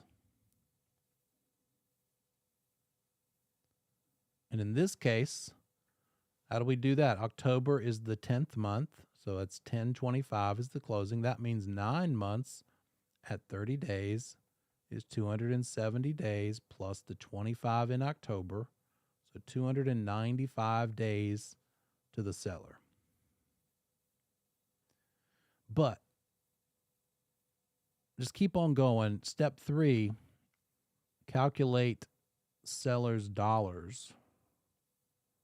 Seller's tax responsibility is 295 days times $5.28. Seller's responsibility this time is $1,557.60. But that's not the answer to the question. Because if the seller has paid the whole year, what we need to do is credit the seller and debit the buyer's portion. We need to figure out what this amount of money is from the day after closing through the end of the year and give it to the seller. Take it from the buyer, give it to the seller. That's going to make it fair. So this 1557 is not what we need. We need whatever the difference in 1557 and 1900 is, because 1,900 is the total. So just take the seller's dollars and subtract it from the total. So the buyer's portion is $342.40. It's going to be a $342.40. Credit seller with that, debit the buyer. Because the seller has paid the taxes and the closing was after September 1st. And then finally, the third possibility, let's borrow our previous fact data. It was seller's portion was $1,557.60.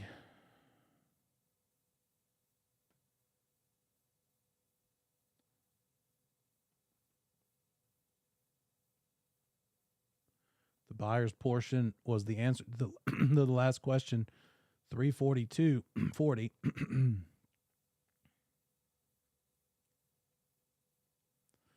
And so step one, same thing, count days. Nope, sorry, get daily taxes. I'm just going to use the same info. Step two, seller's days. Step three, seller's dollars. Step four, what do you do with it? In this case, here's our closing date, October 26th. But the seller has not yet paid. Therefore, the buyer will not be able to get the seller's portion and then just hang on to it. If it's available to be paid, it's going to be paid at closing. Nobody's getting that money except the government. So we need to determine the seller's portion, which we've done. It's going to be $1,557.60 that we're going to debit the seller. And then we need to determine the buyer's portion, which we did just now, and we're going to debit that from the buyer's side. It's going to be not a proration at all. It's going to be a double debit, a debit from both of their respective amounts. With me?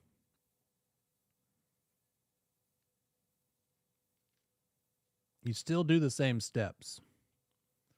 Every time you do these questions, step one,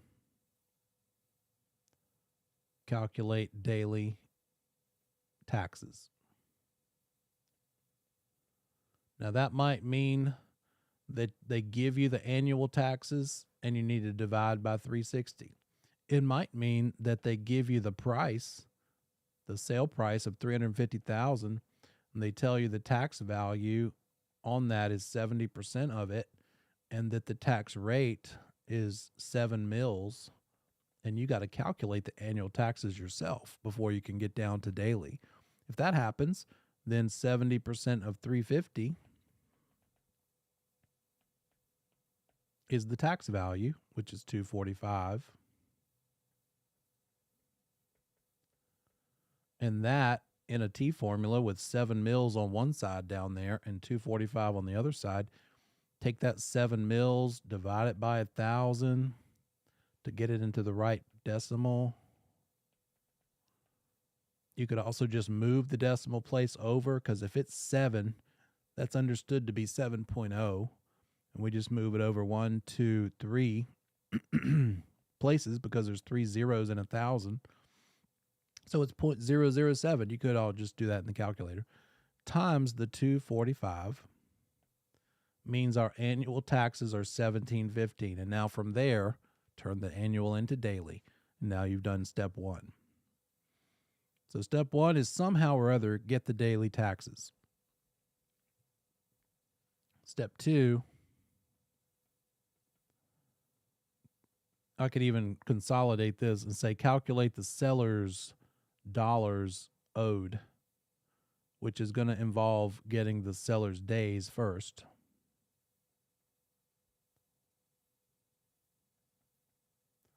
Times the daily taxes. And then step three, figure out what to do with it. What do we do with this information? We attribute it to whom? Is it going to be a credit seller, debit buyer? Is it going to be a credit buyer, debit seller? And so what portion? If it's a credit seller, debit buyer, that's going to be the buyer's portion, because that's the case where we're closing after September 1st and the buyer has paid. If it's a credit buyer, debit seller, it's going to be the seller's portion. This one is closing before September 1st.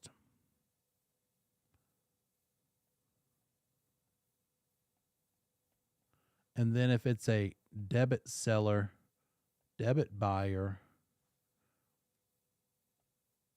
their own portions, like debit seller, the amount the seller's responsible for, debit the buyer, the amount the buyer's responsible for, that's going to be another one after September 1st where the seller has not paid them yet. Good? What else you got?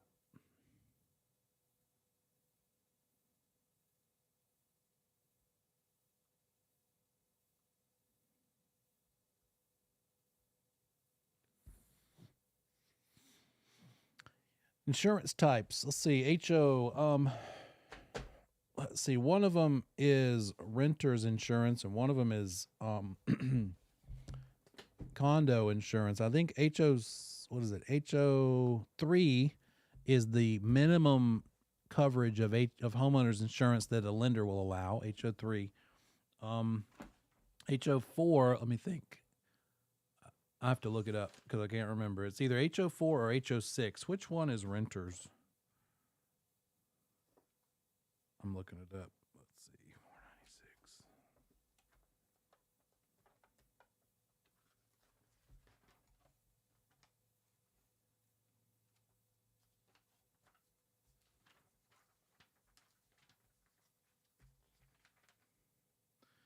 496. Renters is 4. So renters comes first. Condo is 6.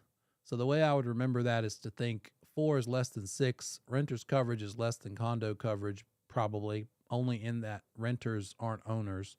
But it's not that much different, probably, because it's going to mostly be about the personal property.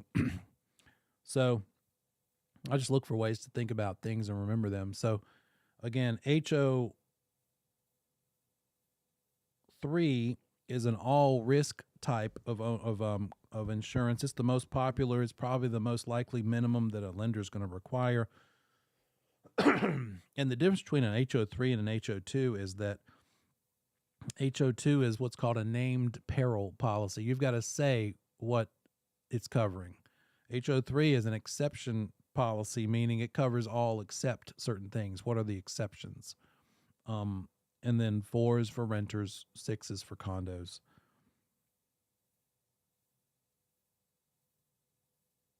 The difference between renters and condos is the renters is only about the personal property, not the interior of the unit. The condo, of course, is the owner coverage. Therefore, that also they're worried about the unit itself, the structure, some elements of the structure. No structure coverage for the renter policy. Is that what you're looking for? Welcome. Now I'll never forget renter versus condo.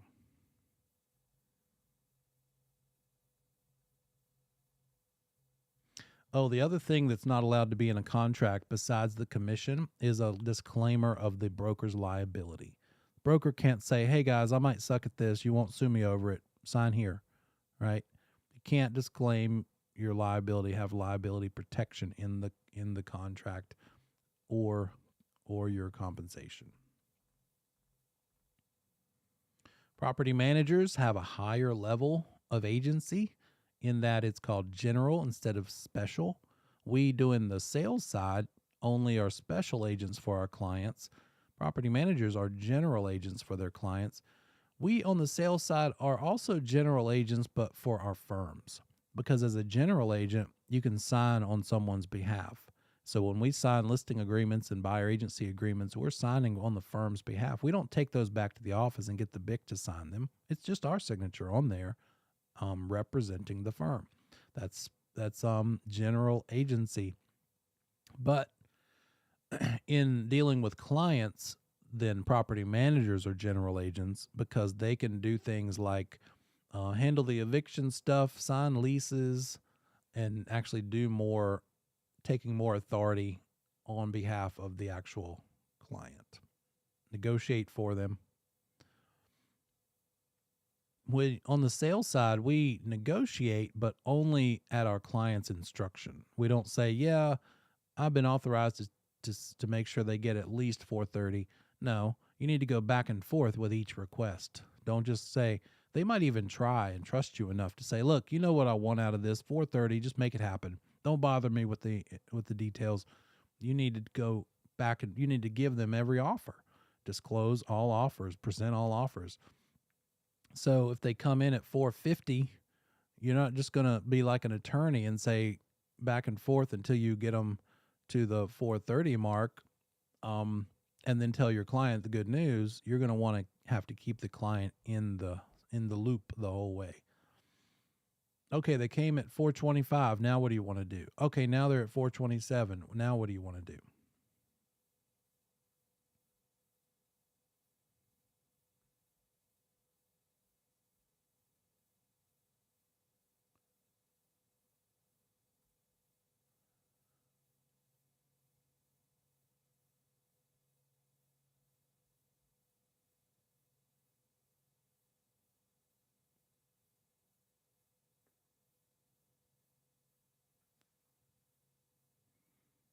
Both. Fiduciary could describe the person or the relationship. So you could say, who is the fiduciary in a buyer agency situation? The answer would be the buyer. You have fiduciary responsibility for your client, but you're probably not going to see them referred as that. But the fiduciary is usually a responsibility geared word. You have fiduciary responsibilities. What are they? The 6 old car items. You're the one who has to take care of them, protect them, of all those things.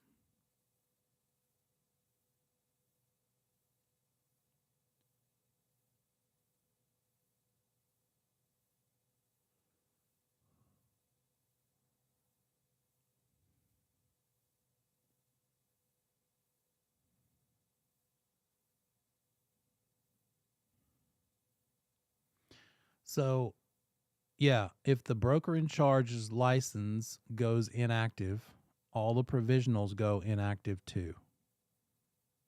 The non-provisionals do not, but they can't work from the office anymore. They'd basically just be home-based brokers. But the provisionals would need to go find another firm real quick, right? And if it's because of CE, you've got from the 11th through the 30th to find out, okay, the BIC of my firm screwed up. They're going to be inactive. Therefore, I'm going to be inactive. So what's their plan? If that BIC of your firm does not have a full broker that's BIC eligible that they can just switch it over to, then you need to go start finding a firm real quick before the 1st and transfer to that firm. And then your license will be still active the whole time as a provisional. Did you have something, Sylvia?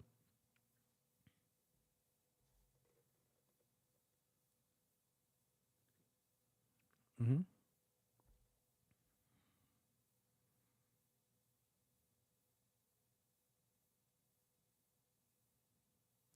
So the previous year would have been handled then, right? Those are going to be due December 31st to cover that year that is in.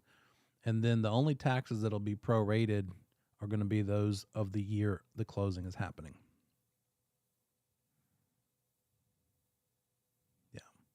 So you're only dealing with the year of closing for taxes. Somebody asked the test on Wednesday. It will be a different test.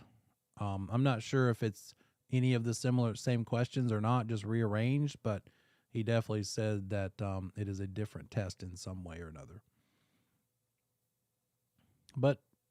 And it's not going to be easier. I don't think it's going to be harder. It'll just be probably a similar test bank of questions that you'll be dealing with.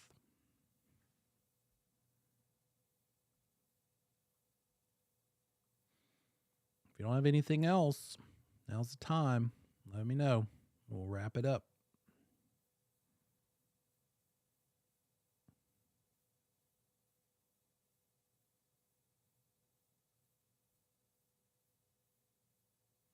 Net versus percentage lease. What is a percentage lease based upon? Tenant, commercial real estate, that tenant is paying their rent based on what? With a percentage lease.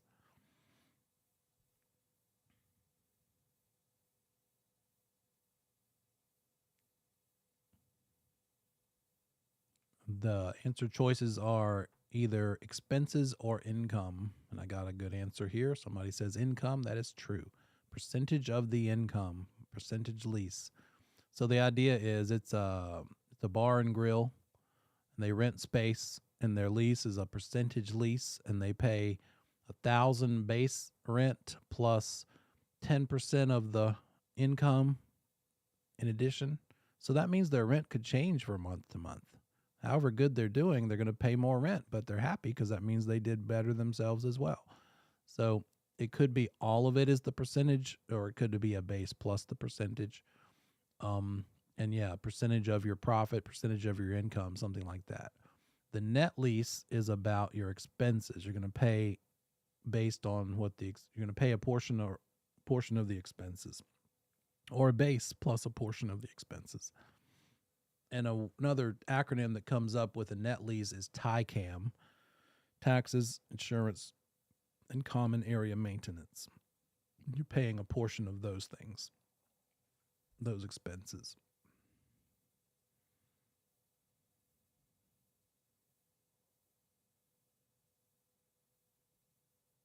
Even though you're in oral buyer agency, you still have to talk about dual agency. You have to treat it just like you're writing it down, just like it's going to be written, have to have the same talk. So even oral buyer agency demands that you tell them what dual agency is about and how that could come up.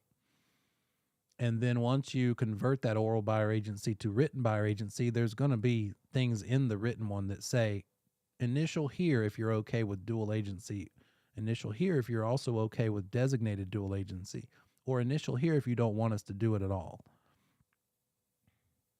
So it's okay for dual agency conversation to be oral only if it's part of the oral buyer agency arrangement. Otherwise, like for listings, when you list the property, it's not good enough just to talk about dual agency. You need to have it in writing what they want you to do.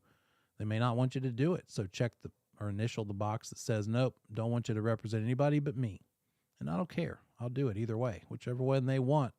There are some brokers that say, well, here's what dual agency is, but I don't do it because it's just weird. And I don't want to worry about you thinking I'm representing them better than you and vice versa. And that's fair.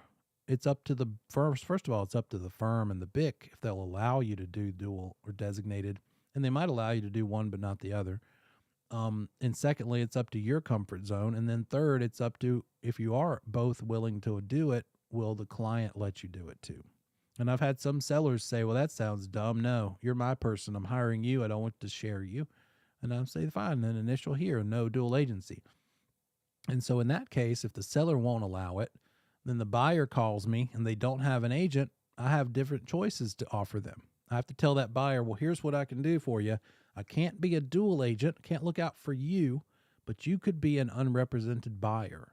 Meaning, don't tell me anything you don't want the seller to know, because talking to me is basically like talking to the seller. But I can write up the deal, I can write up the contract, give you the forms needed, and show you how to fill them out. But I can't advise you because you're looking out for yourself. You are your own agent. That's okay. That's allowed. There are agents who do that as opposed to dual agency. They'd rather work with an unrepresented buyer and not be a dual agent than be a dual agent. And then the buyer, how comfortable are they with that? They might be okay with it, or they might say, well, no, I really want my own agent. And then you could, in that case, maybe have a new discussion and mention to your seller about designated dual and how that's kind of a little bit different. And maybe they'd be okay with that. They could say, I will allow designated dual agency, but not regular dual agency, because designated is essentially like two different firms again. So maybe that would work. But if they don't want any kind of dual, whether designated or true, then the only other option, if that buyer needs their own agent, is they go to a different firm and get their own agent, right? So the options are represent yourself, buyer. I represent you as a dual agent, or I connect you with a designated dual agent, which would be a different broker in my same firm, or you go find another buyer agent at some other firm and come buy my listing through them. So those choices, those are the options.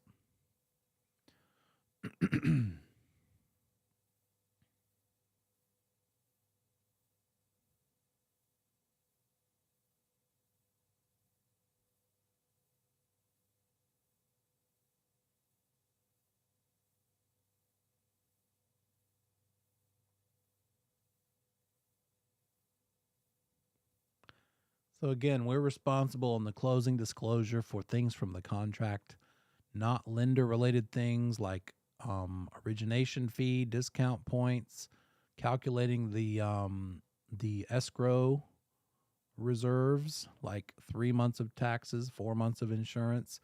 There's also something that shows up on the closing statement that has to do with making sure the lender doesn't get any more reserves than is legally allowed. And sometimes there will be an item on the closing disclosure called an aggregate adjustment. And they're basically allowing for that. You don't need to really know what that means or what it is, but an aggregate adjustment would be one of those kind of lender related items that we are not responsible for. It's just making sure the lender is not taking more money to create the reserve cushion than they're allowed to. But that's not on our responsibility. If your client had a question about the aggregate adjustment, I would tell them to let's get that answer from the attorney and or the lender. But it's not on you to explain that and to verify that. No way you could know what that number should be. That'd be someone else to tell. Anything else? If not, we're going to wrap it up. But I'm still available between now and Wednesday. Feel free to reach out if you have something else in the normal methods. Text, email, Notion. Glad to chat. Glad to. For interest of time and making sure something doesn't get lost, because my email is a complete monster, text me first and we'll figure it out from there. Depending on the question, if it's something that's just ridiculously too much to answer via text, I'll tell you how we'll handle it from there. I'll either make a video for you, which I'd post to the YouTube channel, or I'll make an audio. Maybe it's easier just to need to talk it, and at a later time maybe, or a phone call. I'll just talk to you in the moment or at a certain time. So let's lead with the text. Go from there. Yeah, texts are weird. They seem to go through even when the phone calls don't, too. You know, guys, I think you have a great shot. You've shown that you're willing to work hard, and if you just keep at it, don't let a day go by before Wednesday that you don't spend some significant time on this. You're close, but you're not there yet, obviously. So let's knock it out of the park and just, I'd say, go back through whatever retakes you can still do. If you got a report of the ones you didn't get, look through any of that stuff that you can. And heck, I would even say at this point, it's probably worth the $75 or $100 or whatever they charge at Learn Test Pass, for instance. Let me look it up now. To go ahead and subscribe to that and just take a bunch of tests, as many as you can. Let me share that with you. Here we go. Where'd it go?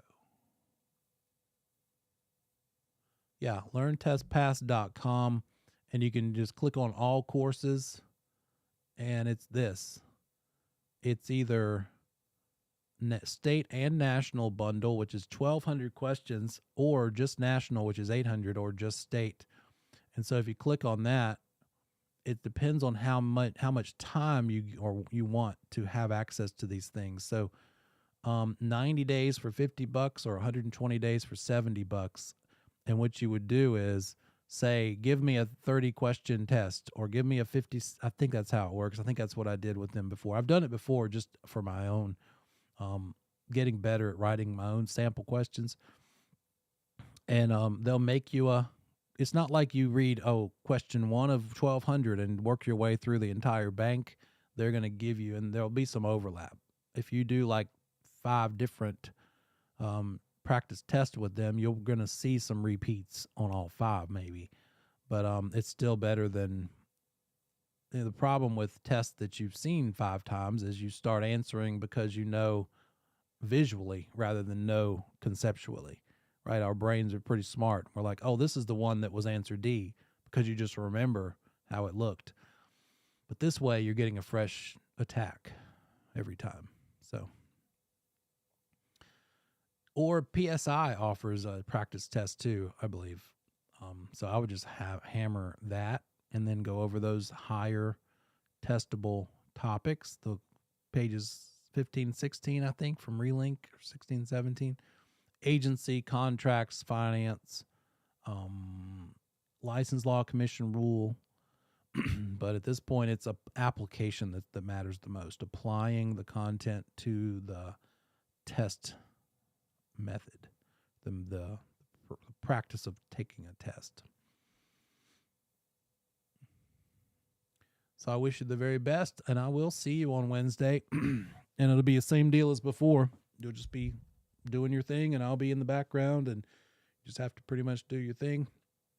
But other than that, I wish you the very best, and just study hard.